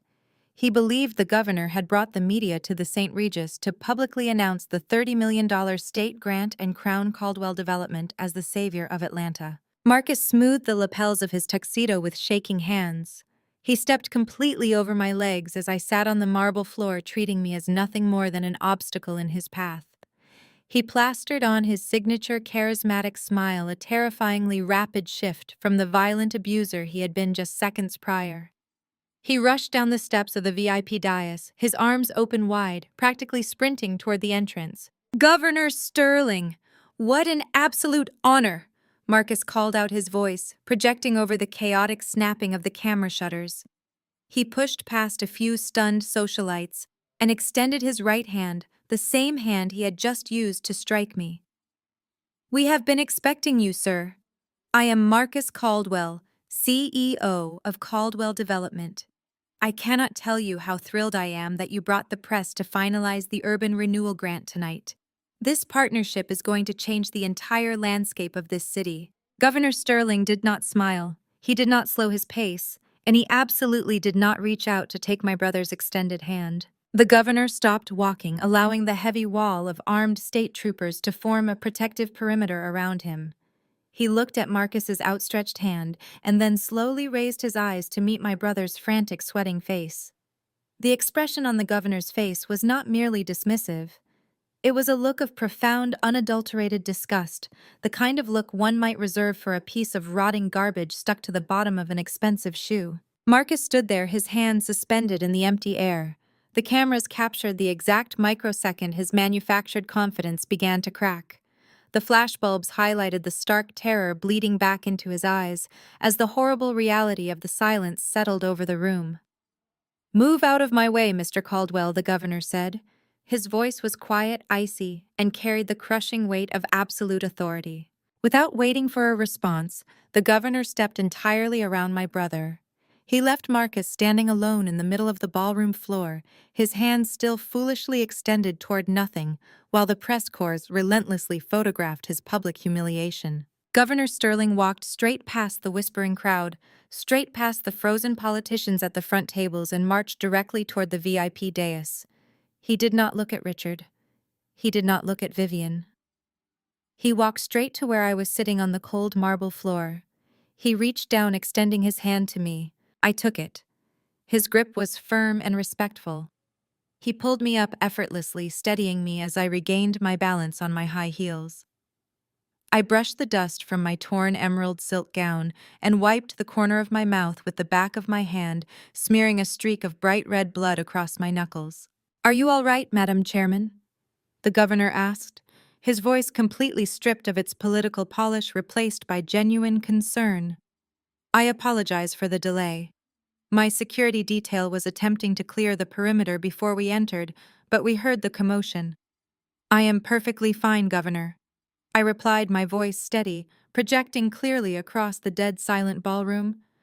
"It takes significantly more than a temper tantrum to keep me on the floor." The sound of the governor addressing me with such profound deference sent a shockwave of utter bewilderment through the crowd. The wealthy investors who had been backing away from the dais suddenly stopped. The gossiping socialites in the back corners strained their necks, unable to comprehend what they were witnessing. My father finally snapped out of his paralysis. The sight of the governor helping his disgraced, outcast daughter off the floor short-circuited his brain. He rushed forward, his face flushed an angry, volatile purple. "Governor Sterling, there has been a terrible misunderstanding here," Richard boomed, attempting to assert his patriarchal dominance over the situation. "My daughter is deeply unwell. She is having a severe mental episode. We are currently trying to handle this private family matter. If you would just step aside, I will have security escort her to a medical facility, and we can proceed with the business of the evening. We have a grant to finalize." Governor Sterling turned his head slowly. He looked at my father with the same chilling contempt he had shown Marcus. He let his gaze sweep over Richard, then over Vivian, who was trembling so violently, her diamond necklace was shaking, and finally back to Marcus, who was slowly retreating toward the edge of the room. "Do you people really not know who she is?" the governor asked. The question was not rhetorical. It was laced with absolute mocking disbelief. Richard blinked, completely derailed by the question. "She is my daughter. She is a college dropout who processes paperwork. She has nothing to do with Caldwell Development or the state grant." The governor let out a sharp, humorless laugh that echoed off the crystal chandeliers. He turned his back on my father and faced the sea of journalists and cameras that were currently broadcasting this entire spectacle live across the state. "Let me be entirely clear," the governor announced, his voice booming through the grand space. "There seems to be a massive fraudulent misconception circulating in this room regarding the downtown urban renewal project. Caldwell Development has been publicly claiming that the state is providing a $30 million taxpayer grant to fund their construction. That is a complete and utter lie." The gasps from the investors at the surrounding tables were audible. Marcus physically swayed on his feet, reaching out to grip the back of an empty chair to keep himself from collapsing. "The state of Georgia is not putting a single dime of taxpayer money into Caldwell Development." The governor continued twisting the knife. "The state simply agreed to facilitate the zoning permits completely contingent on Caldwell Development, securing private third-party financial backing. We required them to find a solitary corporate guarantor with the liquid capital necessary to underwrite the entire $30 million project." The governor turned slightly, gesturing respectfully toward me. That private backing, the governor declared, his voice ringing with absolute finality, was secured through Titanium Capital, the parent investment fund of Obsidian Capital. It is the largest, most aggressive, and most heavily capitalized private equity fund in the entire American South. He paused, letting the immense weight of the financial institution settle over the room. My parents looked as though the oxygen had been vacuumed from their lungs. And this woman, the governor said, looking directly at my father, is not a paperwork processor. Nia Caldwell is the founder, the chief executive officer, and the sole managing partner of Titanium Capital. She personally controls every single cent of the funding for the urban renewal project. She is the solitary signature on the contracts.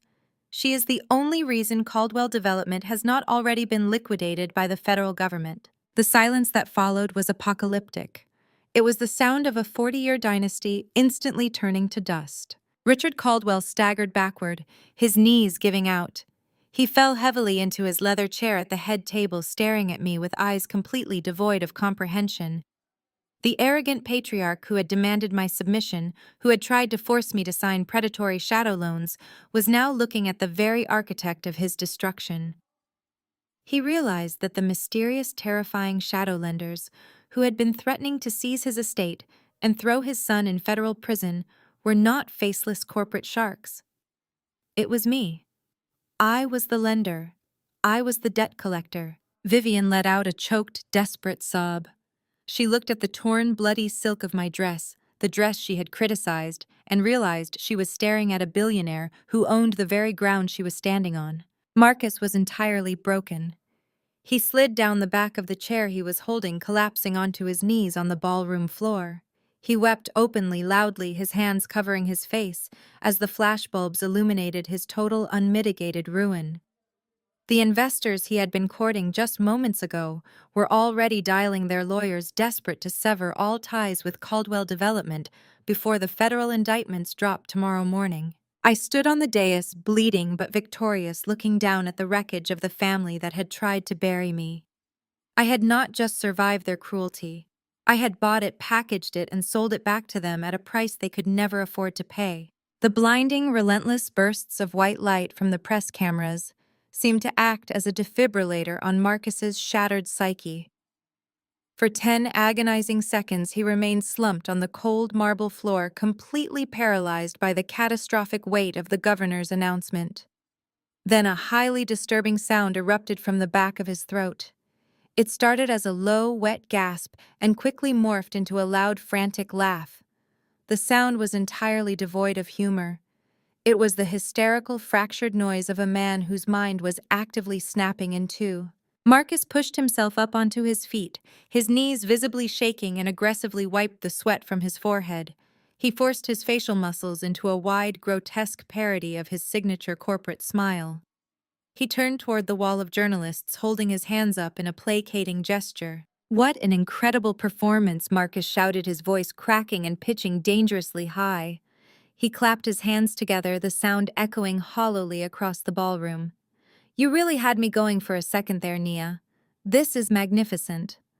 Ladies and gentlemen of the press, let us give a massive round of applause to my little sister. She has always possessed a remarkably dark sense of humor. This is simply an elaborate stunt, a sibling prank to celebrate the signing of the state grant. There is absolutely no private equity buyout. There is no Obsidian Capital. She is a low-level clerk playing a practical joke." The silence that met his desperate declaration was absolute and damning. Not a single person in the massive ballroom laughed. Not a single journalist lowered their camera. The private investors from the head table looked at Marcus with a mixture of profound pity and acute revulsion. They recognized a drowning man grasping at invisible life preservers. Governor Sterling did not even grant Marcus the dignity of a verbal response. The governor simply turned his head, signaling his lead security detail with a subtle nod. Two massive state troopers immediately stepped forward, placing themselves solidly between the governor and Marcus, forming an impenetrable physical barrier. The message was unmistakable. Marcus Caldwell was no longer a prominent Atlanta developer. He was a volatile threat. Seeing his golden child publicly dismissed and recognizing the undeniable reality of his own financial obliteration, Richard Caldwell made a sudden, deeply cynical calculation. My father was a man who had survived decades in the cutthroat world of real estate by ruthlessly shifting his allegiances the moment the wind changed. He looked at Marcus, abandoned and broken, and instantly discarded him. The patriarch's survival instinct kicked in, overriding any parental loyalty. He pivoted toward the only source of power left in the room. He pivoted toward me. Richard straightened his posture, pulling his shoulders back and thrusting his chest forward for the benefit of the cameras. He manufactured a look of deep, overwhelming paternal pride, a completely fabricated emotion that made my stomach churn. He stepped onto the dais, moving purposefully toward me. "That is quite enough, Marcus," Richard barked, using his authoritative courtroom voice to publicly silence his son. "You're embarrassing yourself." My father turned to face the media, spreading his arms wide in a gesture of benevolent triumph. He looked directly at the flashing lenses. "What you are witnessing tonight is the culmination of decades of careful Caldwell family planning," Richard announced, his voice booming with practiced resonance. "My daughter Nia has always been a fiercely independent spirit. We kept her involvement with Titanium Capital strictly confidential to protect the integrity of the firm. But make no mistake, her brilliant success is the direct result of her elite family upbringing. She possesses the Caldwell business acumen, the relentless drive that I personally instilled in her from childhood. We taught her exactly how to conquer this industry. I could not be prouder of the empire she has built under my guidance." He stepped close to me, reaching out with both hands, intending to grab my shoulders and pull me into an embrace for the front-page photographs. He wanted the world to see the loving father and his wildly successful billionaire daughter. He wanted to claim my victory as his own. He never made contact. The moment his hands moved toward me, I stepped into his space and violently slapped his forearms away. The sound of my hand striking his wrist was sharp and resonant, cutting clearly through the ambient noise of the ballroom. Richard gasped, stumbling backward, genuine shock registering on his face. He looked at his hands, then up at me, his carefully constructed mask of paternal pride slipping to reveal the furious, humiliated man underneath. "Do not ever touch me," I said, my voice low but vibrating with lethal intensity. "You do not get to claim my empire, Richard. You do not get to use my name to salvage your pathetic reputation. You taught me absolutely nothing about business. You taught me how to survive a narcissist. You taught me that family is a liability, that loyalty is a weakness, and that the only way to protect myself was to become more powerful than you could ever possibly comprehend." I turned my back on his stunned, ashen face. I left him standing frozen on the edge of the dais and walked purposefully toward the center of the platform. A sleek, transparent acrylic podium stood there, equipped with a high-end microphone system intended for the governor's grand speech. I stepped behind the podium and gripped the edges. I leaned forward, tapping the microphone once. The sharp, amplified thump echoed from dozens of speakers mounted around the massive ballroom. Every conversation, every whisper, every rustle of fabric instantly ceased. 300 pairs of eyes were locked entirely on me. "My name is Nia Caldwell." I began, my voice amplified, steady and commanding. "I am the founder and CEO of Titanium Capital. For the last 10 years, the people sitting at this VIP table have told you a very specific story. They told you I was a mentally unstable college dropout. They told you I was a financial parasite draining their resources. They used my fabricated failures to elevate Marcus, painting him as the noble, hardworking savior of the Caldwell dynasty." I paused, letting my gaze sweep over the silent crowd. I made eye contact with the gossiping socialites, the politicians, and the bankers who had spent the evening whispering about my ruined clothes and my cramped seat by the kitchen doors. "They lied to you," I stated flatly. "They drained my educational trust fund to cover Marcus's initial business failures. When I refused to participate in their corporate fraud, they banished me. I built my firm from a studio apartment while they lived in a mansion funded by predatory loans. And tonight, Caldwell Development is officially insolvent. Their corporate accounts are frozen. They have zero liquid assets. They're entirely dependent on a $30 million lifeline from my firm." A low murmur ran through the crowd, the undeniable thrill of witnessing a high society execution. "But simple bankruptcy is not the reason I brought you all here tonight," I continued, my voice cutting through the noise like a scythe. "Incompetence is a tragedy, but it is not a crime. What Marcus Caldwell has done over the last 18 months goes far beyond bad business management. I reached into the hidden pocket of my silk gown and pulled out a small encrypted flash drive. I held it up for the cameras to see. I turned to the audiovisual technicians stationed at the soundboard in the back corner of the room. I gave them a sharp, definitive nod. The technicians immediately sprang into action. The elegant ambient lighting in the ballroom dimmed drastically. Behind me, spanning the entire back wall of the VIP dais, 3 massive high-definition projection screens hummed to life. Previously, they had been displaying the gold and navy logo of Caldwell Development. Now the screens flashed blindingly white. I plugged the flash drive into the port on the podium. I pressed a single button on the control panel. The image that appeared on the 3 massive screens behind me was not a marketing presentation. It was a high-resolution, meticulously scanned copy of a certified bank ledger. The document was highly classified, stamped with the official seals of both the IRS and a major federal banking institution. I want you all to direct your attention to the screens, I commanded, stepping aside so the entire room had an unobstructed view. The crowd gasped. Several people physically recoiled. The regional directors of the Grace Fellowship Church, seated in the front row, let out cries of absolute horror. Vivian Caldwell screamed. It was a raw, primal sound of total devastation.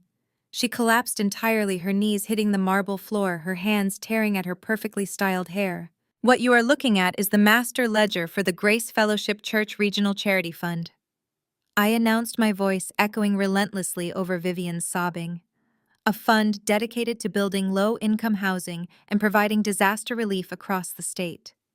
A fund overseen by a board of directors that includes my mother and my father. I pressed a button, advancing to the next slide. The screen zoomed in on a specific series of transaction columns, highlighting them in bright, unmistakable yellow. If you look closely at the highlighted transfers dating from March of last year to the present day, you will see a highly systematic, deliberate funneling of cash, I explained, walking the audience through the evidence like a prosecutor delivering a closing argument. You will see exactly $2 million moved out of the church's tax-exempt charity accounts. Those funds were moved through 3 separate offshore shell companies. I advanced to the final slide. It showed the ultimate destination of the stolen money. It was a direct routing number to a private corporate account. And this final document, I concluded, my voice dropping to a lethal quiet register that forced everyone to strain to hear, proves exactly where that $2 million ended up. It did not go to low-income housing. It did not go to disaster relief. It went directly into the private operating accounts of Caldwell Development.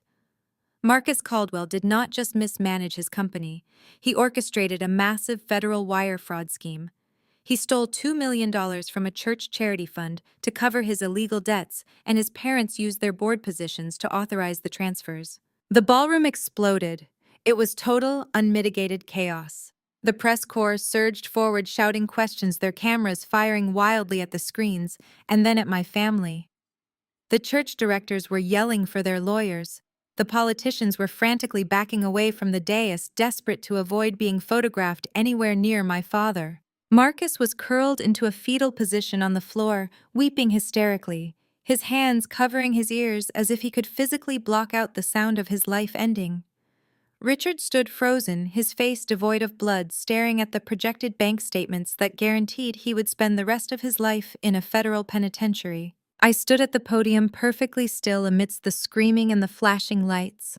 I looked down at the people who had tried to destroy me, the family that had called me a parasite and a failure. Their facade was completely shattered. Their wealth was gone. Their freedom was gone. I had promised to bring them the absolute truth, and the truth had just burned their empire to the ground. The massive projection screens cast a harsh, unforgiving blue light across the St. Regis ballroom. The highlighted yellow columns of the bank ledger burned into the retinas of every prominent figure in Atlanta. For 10 agonizing seconds, the sheer magnitude of the theft paralyzed the crowd. Then the shock fractured into pure explosive outrage. The sophisticated veneer of the black tie gala instantly dissolved into the chaotic acoustics of a tribunal. The regional directors of the Grace Fellowship Church, Men and women who had dined at my parents' table and publicly blessed their business ventures were the first to break the silence. Reverend Thomas, a man who had known our family for 30 years and had personally baptized Marcus, stepped out of the front row. His face was flushed with a terrifying mix of grief and absolute fury. He pointed a trembling hand at the projected routing numbers on the screen, behind me, his eyes darting frantically between the undeniable mathematical proof and my father's frozen, bloodless face. $2 million, the Reverend shouted, his voice cracking with betrayal. You sat in our sanctuary, Richard. You prayed with us. You promised that money was going to build shelters for families who had lost absolutely everything in the coastal hurricanes. You took bread from the mouths of the destitute to fund your son's corporate vanity projects. The outrage rippled outward, infecting the politicians and private investors, who realized their own reputations were now mortally compromised by simply being in the same room as the Caldwells. Wealthy socialites who had spent the last decade treating Vivian Caldwell like royalty were now openly backing away from the dais, lifting their silk gowns to avoid brushing against the contaminated ground. The murmurs turned into shouting. The shouting turned into a deafening roar of condemnation. Vivian Caldwell did what she had done her entire life when confronted with the ugly, undeniable truth. She violently rejected reality. She snapped out of her paralyzed state on the marble floor. She scrambled to her feet, her breathing erratic and shallow. Her perfectly styled hair was disheveled, and her heavy diamond earrings swung wildly against her neck. She marched to the front of the dais, placing herself between the furious church directors and her disgraced husband. Do not listen to her! Vivian screamed, her voice a shrill, desperate screech that completely shattered her carefully cultivated high society persona. She pointed a manicured finger directly at my face. She is a liar. She has always been a sick, vindictive liar. The crowd fell into a stunned, breathless hush, captivated by the spectacle of the Caldwell matriarch losing her mind on live television. The local press corps aggressively zoomed their lenses in on Vivian's frantic, sweating face. She forged these documents. Vivian continued, her voice growing increasingly hysterical as she paced the edge of the platform. She is a bitter, jealous outcast. She dropped out of college. She failed at everything she ever attempted, and she has spent the last 10 years obsessed with destroying this family because she could never measure up to Marcus. My son is a brilliant developer. My husband is a pillar of this community. This so-called ledger is a complete digital fabrication. She hired someone to hack these screens. It is a pathetic, desperate attempt to steal our legacy. She turned pleadingly to the crowd, extending her hands toward the wealthy women she had played tennis with just yesterday. You all know me. You know Richard. You know we would never touch church funds. She is trying to ruin the most important night of my son's life because she is a miserable, solitary failure. Look at her. She does not even belong in this room. I did not flinch. I did not step away from the acrylic podium. I simply looked down at my mother with clinical freezing detachment. Her defense was so inherently pathetic, so detached from the glaring federal seals projected behind me, that it required no verbal rebuttal. I let her drown in the silence of her former friends. Not a single person in the ballroom stepped forward to defend her. Not a single politician nodded in agreement. They just stared at her with absolute disgust. And then the final fatal crack in the Caldwell family armor splintered wide open. Chloe Caldwell, Marcus's pristine blonde, perfectly curated wife, had been standing near the edge of the VIP tables. She was wearing a custom couture gown purchased with the very funds her husband had embezzled. She had stood by Marcus's side for years, perfectly content to spend stolen money, completely willing to look the other way, as long as her credit cards cleared and her social status remained intact. But Chloe was above all things an apex survivalist. She looked at the giant screens displaying the undeniable proof of federal wire fraud. She looked at the armed state troopers flanking Governor Sterling. She looked at the press corps documenting every second of the implosion. Her razor-sharp self-preservation instincts instantly calculated her odds. The Caldwell ship was not just sinking. It had already hit the ocean floor. If she stayed loyal to Marcus, she was going to federal prison as an accessory to fraud. Chloe made her choice. She dropped her expensive crystal clutch. It hit the floor with a sharp clatter. She took 3 steps forward, moving directly into the center of the blinding camera flashes. She did not just cry. She collapsed. Chloe fell heavily onto her knees right in the middle of the St. Regis ballroom. She threw her hands over her face and let out a loud, theatrical, deeply agonizing sob. The sound was so raw, so perfectly pitched for maximum sympathy, that it immediately commanded the attention of the entire room. "It is true," Chloe wailed, pulling her hands away to reveal a face drenched in carefully managed tears. Her voice echoed off the walls, completely drowning out Vivian's frantic denials. "Chloe, what are you doing?" Vivian gasped, her eyes widening in absolute horror. "Shut your mouth immediately. I cannot lie for him anymore," Chloe cried, turning her tear-stained face directly toward Governor Sterling and the press cameras. "I cannot carry this terrible burden for another second. He lied to me. He lied to all of us." Marcus, who had been huddled in a state of catatonic shock on the floor, suddenly jerked his head up. He stared at his wife as if she had just morphed into a terrifying, unrecognizable monster. Chloe pointed a trembling, dramatic finger directly at Marcus. "He told me the church money was a private, completely legal bridge loan. He told me Richard authorized the transfer through the regional board. I saw the bank statements on his desk 3 months ago. When I asked him why Caldwell Development was receiving money from Grace Fellowship, he screamed at me. He told me to keep my mouth shut and mind my own business." "You treacherous, lying bitch," Marcus hissed, his voice a low, venomous rattle. He was drowning in debt. Chloe continued, raising her voice to ensure every single journalist captured her confession. "He was receiving threatening phone calls from shadow lenders at all hours of the night. He was terrified.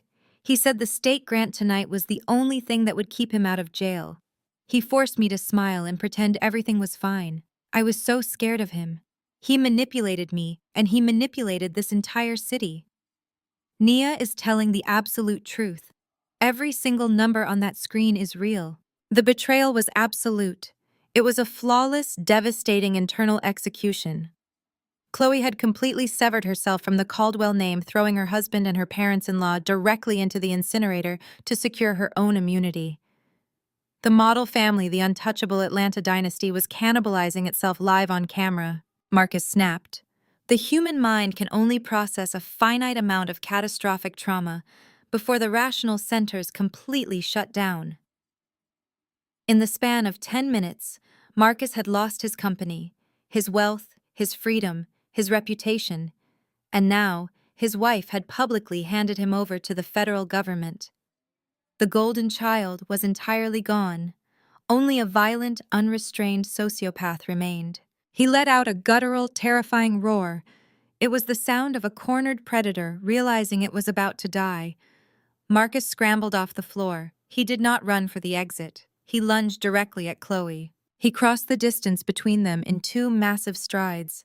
Before anyone could react, before the guests could even scream, Marcus threw himself on top of his kneeling wife. He tackled her backward onto the polished marble floor, his hands heavy and brutal clamped directly around Chloe's throat. "I will kill you!" he screamed, his face entirely twisted into a mask of homicidal rage. His thumbs dug savagely into her windpipe. "You ruined my life. You ruined everything. I am going to kill you." Chloe thrashed wildly beneath him, her hands tearing frantically at his wrists, her face rapidly turning a terrifying shade of crimson as he choked the life out of her. The ballroom erupted into absolute bedlam. Guests screamed in genuine terror, knocking over tables and shattering centerpieces as they scrambled to get away from the violent assault. The governor's security detail did not hesitate for a fraction of a second. The 4 massive state troopers trained for immediate, overwhelming physical intervention swarmed the dais. They hit Marcus like a freight train. 2 troopers grabbed Marcus by the shoulders, violently ripping his hands away from Chloe's throat. A 3rd trooper drove a heavy combat boot directly into the back of Marcus's knee, buckling his leg and forcing him downward. The 4th trooper grabbed the back of Marcus's tailored tuxedo jacket and shoved him face first into the marble floor with bone-jarring force. The sound of Marcus's skull hitting the ground echoed sharply above the screaming crowd. Do not move a single muscle, a trooper roared, pressing his full body weight into the center of Marcus's back. Marcus thrashed like a wild animal, spitting blood and cursing blindly, trying desperately to buck the heavy officers off his back. But it was entirely useless. A trooper grabbed Marcus's arms, twisting them painfully behind his back. The sharp, heavy metallic click of steel handcuffs snapping shut around his wrists echoed through the room, signifying the absolute undeniable end of Marcus Caldwell. Chloe lay gasping and coughing on the floor, surrounded by terrified socialites. Vivian was collapsed against the wall, wailing uncontrollably. Richard stood paralyzed, watching his son being crushed into the floor by law enforcement. I remained standing behind the acrylic podium. I looked down at the chaotic, pathetic ruin of my family. I looked at Marcus, the golden boy, his face smashed against the floor, his hands bound in steel right in the middle of his own black tie gala. The music was dead. The empire was dead. And I had never felt more alive. The heavy brass-studded oak doors of the ballroom slammed shut behind the state troopers, severing Marcus Caldwell from the high society world he had so desperately tried to conquer. The muffled sounds of his frantic, animalistic screaming faded down the long velvet corridor, leaving behind a ballroom vibrating with a highly toxic, paralyzed shock. Richard Caldwell stared at those closed doors for a long, ragged moment. His chest heaved beneath his tailored tuxedo shirt. The man who had spent his entire life controlling every variable, every narrative, and every person in his orbit had just watched his golden child led away in steel handcuffs. The illusion of the perfect Caldwell dynasty had not just cracked, it had been pulverized into dust. Slowly, Richard pivoted on his heel. His face, usually a mask of smug patrician superiority, was flushed a dark, volatile purple. The veins in his neck bulged against his silk bow tie. He turned his fury away from the closed doors and locked his blazing eyes entirely on me. He marched toward the dais, his heavy footsteps echoing sharply in the dead silent room. "Turn those screens off right this second," Richard bellowed. He used the booming, authoritative boardroom voice that had terrified his employees and his family for decades. He pointed a thick, trembling finger directly at my face. "Turn them off and tell these people this is a lie. Are you trying to destroy the Caldwell name? Are you trying to burn down everything I have built? You insolent, ungrateful wretch. You owe me your life. You owe me everything you are." I did not touch the control panel. The Federal Bank ledger remained projected in blinding white light against the back wall, a digital monument to his monumental failure. I stepped out from behind the clear acrylic podium. My emerald silk gown rustled loudly as I descended the 3 steps of the VIP dais. I moved deliberately, taking my time, until I stood on the polished marble floor, less than 2 feet away from the towering patriarch of the Caldwell family. For my entire life, Richard had used his physical size to intimidate me. He had stood over me, invading my space, using his towering height to force me to shrink, to apologize, to submit. He tried to do it now. He stepped aggressively into my personal space, leaning his heavy frame over me, attempting to cast a shadow of patriarchal dominance. I did not shrink. I did not step back. I looked him dead in the eyes, holding my ground with absolute freezing stillness. "I owe you my life," I repeated. The words tasted like ash, but my voice remained perfectly level, carrying effortlessly across the silent, watching crowd. "Let us talk about what I owe you, Richard. Let us talk about the exact mathematics of my debt to this family." Richard's jaw worked furiously, but he could not find the words to interrupt the sheer, absolute authority radiating from my posture. When I was 18 years old, I received an acceptance letter to the Wharton School of Business.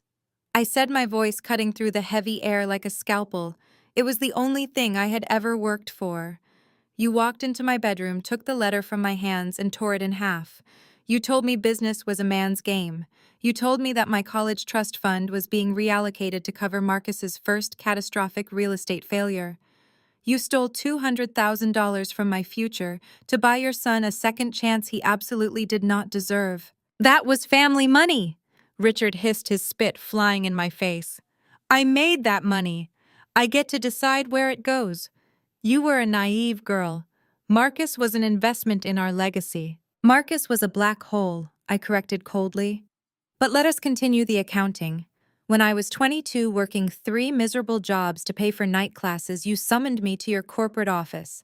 You did not ask how I was surviving. You slammed a stack of loan documents on your desk and demanded I co-sign a high-interest commercial note because Marcus had bankrupted his second company and your personal credit was completely overextended. You told me it was my biological duty as a daughter to absorb his financial ruin. Richard opened his mouth to shout to drown me out with his booming volume, but I stepped closer, forcing him to physically lean back to maintain his balance. When I refused to sign away my life to save his, you told me I was dead to you. I continued, the memories fueling the icy calm in my chest. You changed the locks on my childhood home. You instructed the security guards at your corporate headquarters to treat me as a hostile trespasser. 5 years ago, I drafted the initial architectural and financial proposal for this very downtown urban renewal project. I left it on your desk as a peace offering. You took my blueprints, you erased my name, you slapped Marcus's name on the cover, and you presented it to the city council as his brilliant vision. You stole my intellect to prop up his staggering incompetence. You are insane, Richard shouted, turning frantically toward the surrounding crowd, desperate to recruit allies. He threw his arms out wide, gesturing to the wealthy investors who were actively backing away from him. Do not listen to her. She is a hysterical, bitter woman. She has always been deeply unwell. She is making this up to humiliate us because she could never measure up to her brother. I gave her clothes. I gave her food. Everything she has is because she carries my last name. Not a single person in the ballroom came to his defense. The politicians stared at him with unvarnished disgust. The regional bank directors looked at him as if he were carrying a highly contagious disease. Richard Caldwell was completely, utterly isolated. The realization hit him, and for the first time in his arrogant life, genuine fear flickered in his eyes. I do not carry your name in the boardroom, Richard, I said quietly, dragging his attention back to me. Titanium Capital knows me as Nia Sterling. I dropped your toxic legacy the moment I left your house. I owe you absolutely nothing, but you owe me everything. I turned my back on his stunned face and walked toward the main VIP dining table. A thick black leather portfolio rested exactly where I had left it, near my empty chair. I picked up the heavy leather folder, feeling the immense weight of the documents inside. I walked back to where Richard stood frozen on the ballroom floor. I raised the portfolio and slammed it down onto the nearest dining table. The heavy leather hit the solid wood with a violent, resounding crash. Crystal wine glasses tipped over, spilling dark red wine across the pristine white linen tablecloth like fresh blood. Richard jumped, startled by the sudden violence of the noise. He stared at the black folder as if it were a live explosive device. Open it, I commanded. I am not looking at your fabricated garbage, Richard spat, crossing his arms tightly over his chest in a pathetic display of defiance. Fine, I replied smoothly. I reached down, grabbed the cover of the portfolio, and flipped it open myself. I pulled out a thick stack of aggressively stamped legal documents and spread them out across the stained tablecloth, ensuring the bold red federal seals were clearly visible to everyone nearby. For the last 5 years, you have been secretly leveraging every single personal asset you possess to keep Caldwell Development from drowning, I announced, walking the crowd through the final stage of his execution. When the commercial banks stopped lending to you, you became desperate.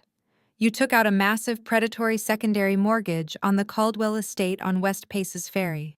The house with the marble columns, the heated pool, the manicured gardens where Mother hosts her charity galas.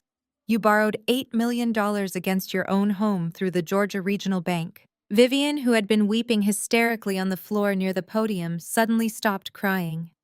She pulled herself up, clutching the edge of a table for support. Her face was a mask of smeared mascara and absolute terror. Richard, what is she talking about? Vivian shrieked, her voice shaking violently. Tell me she is lying. Tell me you did not mortgage the house. That house has been in my family for 3 generations. Richard did not look at his wife. He could not tear his eyes away from the documents spread across the table. His arrogant posture completely collapsed. His shoulders slumped forward, and the rigid patriarchal spine that had supported his entire identity seemed to instantly dissolve. He recognized the aggressive legal formatting. He recognized his own desperate signatures on the bottom lines. Georgia Regional Bank was quietly and aggressively acquired by Obsidian Capital last Tuesday morning. I declared, my voice ringing with total uncompromising finality. And as the governor so graciously confirmed earlier this evening, I am the sole managing partner and majority shareholder of Obsidian Capital. The silence in the room was absolute. It was the terrifying, breathless quiet of watching a guillotine blade drop. That means Titanium Capital owns the commercial debt that just bankrupted Caldwell Development, I explained, twisting the knife with surgical precision. But Obsidian Capital owns your personal residential debt. I bought your mortgage, Richard. I bought the very roof over your head.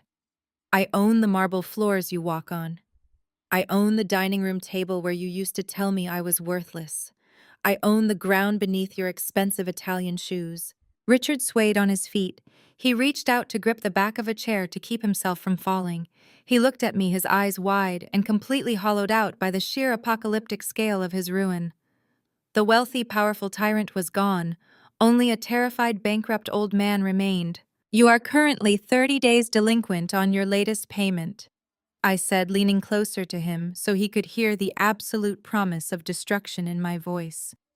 According to the penalty clauses you signed in a desperate panic, I have the absolute legal right to accelerate the loan and demand immediate total payment in full. A payment you cannot possibly make because your corporate accounts are currently frozen by the federal government pending the wire fraud investigation. Vivian let out a strangled, breathless wail and collapsed back onto the floor, realizing her entire social existence had just been vaporized. I reached out and tapped the top page of the legal documents. You have exactly 48 hours to vacate my property, I announced, my voice echoing coldly across the ballroom. If you are not gone by Monday morning, I will have the county sheriff physically breach the doors, remove your belongings, and toss them onto the sidewalk for the entire neighborhood to see. You told me failures do not belong in this family. You were absolutely right. Pack your bags, Richard. You are evicted. The word evicted hung in the cavernous space of the ballroom, a death sentence for the Caldwell social dynasty. Richard remained entirely mute, his jaw slack, his chest rising and falling in shallow, panicked breaths. But the word shattered whatever fragile denial Vivian had left. The West Paces Ferry estate was not just a house to her, it was her armor. It was the venue for her legendary charity galas, the physical manifestation of her superiority over every other woman in Atlanta. Stripped of that mansion, she was absolutely nothing. A ragged, terrible, keening sound tore from her throat. Vivian scrambled forward on her hands and knees. She did not care that her designer gown was tearing on the marble or that the cameras were capturing her total degradation. She crawled directly toward me, abandoning her husband, abandoning the son who was currently being hauled to his feet by state troopers. She reached out with trembling, desperate hands and clamped her fingers fiercely around the fabric of my dress, burying her face against my knees. "Nia, please!" Vivian wailed, her voice a wet, breathless plea. "You cannot do this! You cannot throw your own mother into the street. I am your mother, Nia. I gave you life." I looked down at the woman who had spent the last 30 years treating me like a persistent, embarrassing stain on her perfect life. Her perfectly coiffed hair was a tangled mess. Black mascara tracked heavy, dark lines down her flushed cheeks. She looked up at me, her eyes wide and bloodshot, frantically searching my face for a vulnerability she could exploit. "I know we had our differences," Vivian sobbed, her manicured nails digging painfully into my skin through the silk of my dress. "But I always loved you. Deep down, I always loved you more than anything. Do you not remember when you were little? Do you not remember how I used to sit by your bed when you had a fever? How I used to brush your hair and tell you how beautiful you were? We were so close, Nia. We had a special bond. You know we did." The audacity of her lies was genuinely breathtaking. She was attempting to rewrite 3 decades of emotional abuse in real-time banking on the desperate hope that a daughter's biological craving for a mother's love would override my rationality. I remembered my childhood vividly. I remembered the cold, distant stares. I remembered her telling me I was too loud, too opinionated, and too plain to ever secure a decent husband. I remembered her standing silently by while Richard and Marcus tore my self-esteem to shreds, stepping in only to complain that my crying was giving her a migraine. She was not weeping for me. She was weeping for her crystal chandeliers, her walk-in closets, and her exclusive country club memberships. She was weeping because the women she had spent her life judging were currently watching her grovel at the feet of the daughter she had thrown away. I did not yell. I did not pull away immediately. I stood perfectly still, letting her cling to me for one long, humiliating moment under the blinding glare of the flashbulbs. Then, I slowly bent down. I leaned in close, bringing my face mere inches from her trembling, tear-soaked cheek. The ballroom was completely silent, but I pitched my voice so low that the microphone on the podium could not capture it. This message was meant exclusively for her. Your love always came with a price tag, I whispered directly into her ear, my voice devoid of any warmth or mercy. And today I bought it out completely. I straightened up, my expression carved from ice. I reached down, grabbed her wrists, and effortlessly peeled her desperate fingers off my gown. I let her hands drop, stepping backward, and leaving her slumped on the cold marble floor, sobbing into her empty palms. I turned my attention back to the acrylic podium, leaving my mother weeping on the marble floor. The ballroom was breathless, the heavy silence broken only by the sharp mechanical clicking of camera shutters. Governor Sterling stood near the edge of the dais, his expression a mask of grim satisfaction. He nodded at me, a silent cue to finish the execution. I leaned into the microphone. The sharp screech of audio feedback briefly pierced the air before my voice resonated through the grand space. Governor Sterling and members of the press, I announced, my tone ringing with absolute authority. Caldwell Development has proven itself to be a criminal enterprise built on theft and exploitation. Therefore, effective immediately, Titanium Capital is permanently severing all ties with their organization. They are officially stripped of their preferred vendor status and permanently disqualified from bidding on the downtown urban renewal project. The remaining investors at the tables hastily scribbled notes, desperately trying to salvage their own portfolios. However, the revitalization of our city will not suffer because of one family's greed. I continued, projecting my voice over the rising murmurs of the crowd. The $30 million in private equity funding remains fully secured, but it will not go to a dynasty that steals from the vulnerable. Tomorrow morning, I will officially award the entire development contract to the Vanguard Coalition. They are a commercial construction firm founded, owned, and operated entirely by Black women right here in Atlanta. They have a proven track record of ethical development, and unlike my brother, they actually care about the communities they build.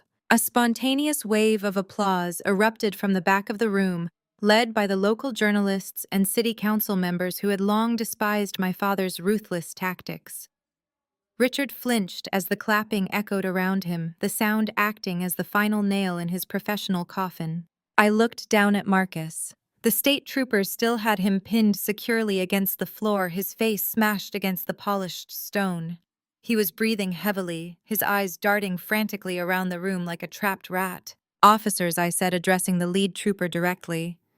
"The encrypted drive plugged into this podium contains the unredacted bank ledgers, the offshore routing numbers, and the digital signatures proving massive federal wire fraud.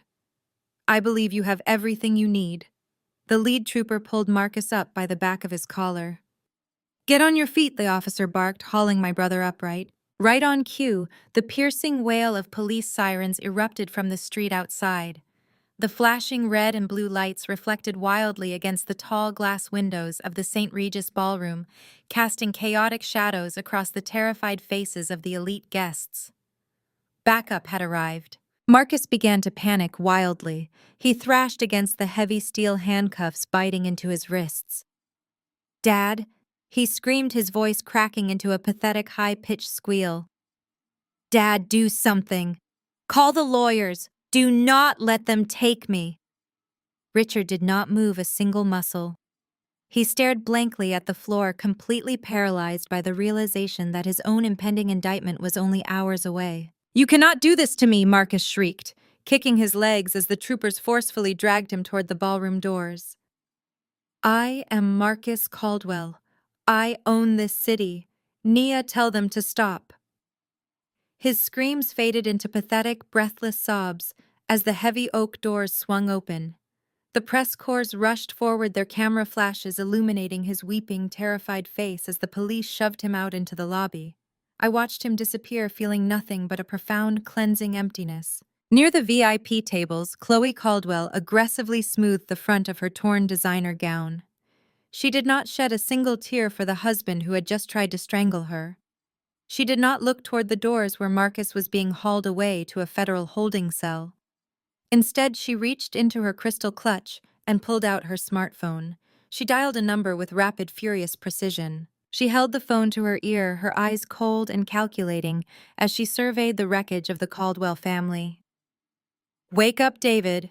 Chloe snapped into the receiver, her voice loud enough for the lingering journalist to hear. "I do not care what time it is. I need you to draft the divorce papers immediately. I want full custody. I want absolute immunity, and I want every single asset frozen before the feds seize the accounts. Get it done right now." Chloe snapped her phone shut, slipping it back into her crystal clutch with the clinical efficiency of an assassin sheathing a blade. She did not cast a single backward glance at the broken figures of her parents-in-law. She simply adjusted the strap of her gown, lifted her chin, and marched toward the side exit, leaving the Caldwell name entirely in her wake. Her departure broke the spell that had held the rest of the ballroom hostage. It was as if a silent collective alarm had sounded, signaling the toxic hazard of standing too close to ground zero. The exodus began. Senator Hayes, a man who had practically lived at the Caldwell estate during campaign season, deliberately turned his back and walked briskly in the opposite direction. The regional bank directors, the very men Richard had golfed with just yesterday, gathered their coats and moved toward the exit without uttering a single syllable of condolence. Women who had kissed Vivian's cheeks and praised her charity work now averted their eyes, whispering behind manicured hands, their faces contorted in expressions of naked, undisguised contempt. They parted like the Red Sea, forming a wide, barren circle of absolute isolation around Richard and Vivian. Richard stood frozen in the center of that devastating void. He reached out a trembling hand toward a passing investor, a man he had mentored for a decade. The investor did not even break his stride, swerving sharply to avoid physical contact. The sheer, overwhelming totality of their social and financial death was finally complete. They were no longer Atlanta royalty, they were untouchables. Vivian remained crumpled on the floor, her fake tears drying into a mask of pure, unadulterated shock as she watched her entire social universe systematically abandon her. I stood on the edge of the dais, watching the empire burn down to its foundations. Every slight, every dismissal, every stolen opportunity, and every cruel remark had led to this exact flawless execution. I had not just defeated them, I had completely dismantled the very architecture of their reality. I stepped off the platform and walked slowly toward them, the click of my heels cutting through the frantic murmurs of the departing crowd. Richard flinched as I approached, his arrogant posture replaced by the cowering stance of a beaten animal. "I told you earlier that you had 48 hours to vacate my property," I said, my voice cutting through the remaining noise in the room, sharp and unforgiving. "But considering Chloe has just accelerated the timeline and federal agents will likely be freezing every personal account you have left by sunrise, I am amending that offer." Richard's breath hitched. Vivian let out a pathetic, whimpering gasp. "You have 24 hours, I stated, my eyes locking onto Richard's terrified face. "Be out of my house by midnight tomorrow. If there is a single piece of your furniture left inside when the clock strikes 12, I will have it dragged to the curb and set on fire." I did not wait for a response. There was nothing left for them to say, and nothing left for me to hear. I turned my back on the ruins of the Caldwell family. I walked down the center aisle of the grand St. Regis ballroom. The remaining guests, the titans of industry and the political elite, immediately stepped aside. They parted for me not out of courtesy but out of absolute terrified respect. I reached the grand entrance. I did not look back. I pushed open the heavy oak doors, stepping out into the cool, crisp night air of the city that now belonged to me. The doors swung shut behind me, with a heavy, definitive thud, locking the Caldwells inside a tomb constructed entirely of their own rotting lies. The heavy echo of those oak doors shutting seems to reverberate, shifting rapidly from the harsh, unforgiving acoustics of the St. Regis ballroom into a soft, melodic hum. The chaotic flashes of press cameras and the terrified shouts of the Atlanta elite blur, dissolving seamlessly into the warm, golden glow of a quiet morning. The camera pulls back in a long, incredibly smooth dolly shot. The polished marble floors of the hotel transition into rich, dark mahogany hardwood. The frame widens steadily, pulling backward to reveal the expansive sunlit living room of my penthouse suite. The space is a sanctuary of quiet, unassailable power. Floor-to-ceiling windows frame the sprawling city skyline, bathing the room in natural light. Every wall, every carefully positioned pedestal, showcases museum-quality artwork created exclusively by brilliant Black artists. They are powerful, vibrant pieces of modern sculpture and striking portraiture that pulse with the exact kind of life and fierce resilience my former family always tried to extinguish. I am seated comfortably in a plush velvet armchair, the morning light catching the gold rim of the delicate porcelain teacup I hold in my hand. I take a slow, deliberate sip. The tea is perfectly steeped. The silence in my home is not the paralyzed, terrified quiet of a ruined dynasty. It is the absolute tranquil silence of total victory. 6 months have passed since that night. The justice system, usually so painfully slow-moved with ruthless, terrifying efficiency when fueled by ironclad financial records and a highly motivated governor. Marcus is currently serving a 15-year sentence in a federal penitentiary for wire fraud, embezzlement, and aggravated assault. His golden boy charm, once his greatest currency in the world, means absolutely nothing inside a 6x9 concrete cell. He has traded custom-tailored tuxedos for a standard-issue jumpsuit. Chloe Ever, the apex survivalist, filed her divorce papers the very morning after the gala. She demanded full immunity and whatever liquid assets were left.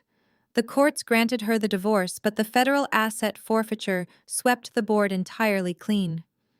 She walked away with absolutely nothing but the torn couture gown on her back and a permanently destroyed reputation.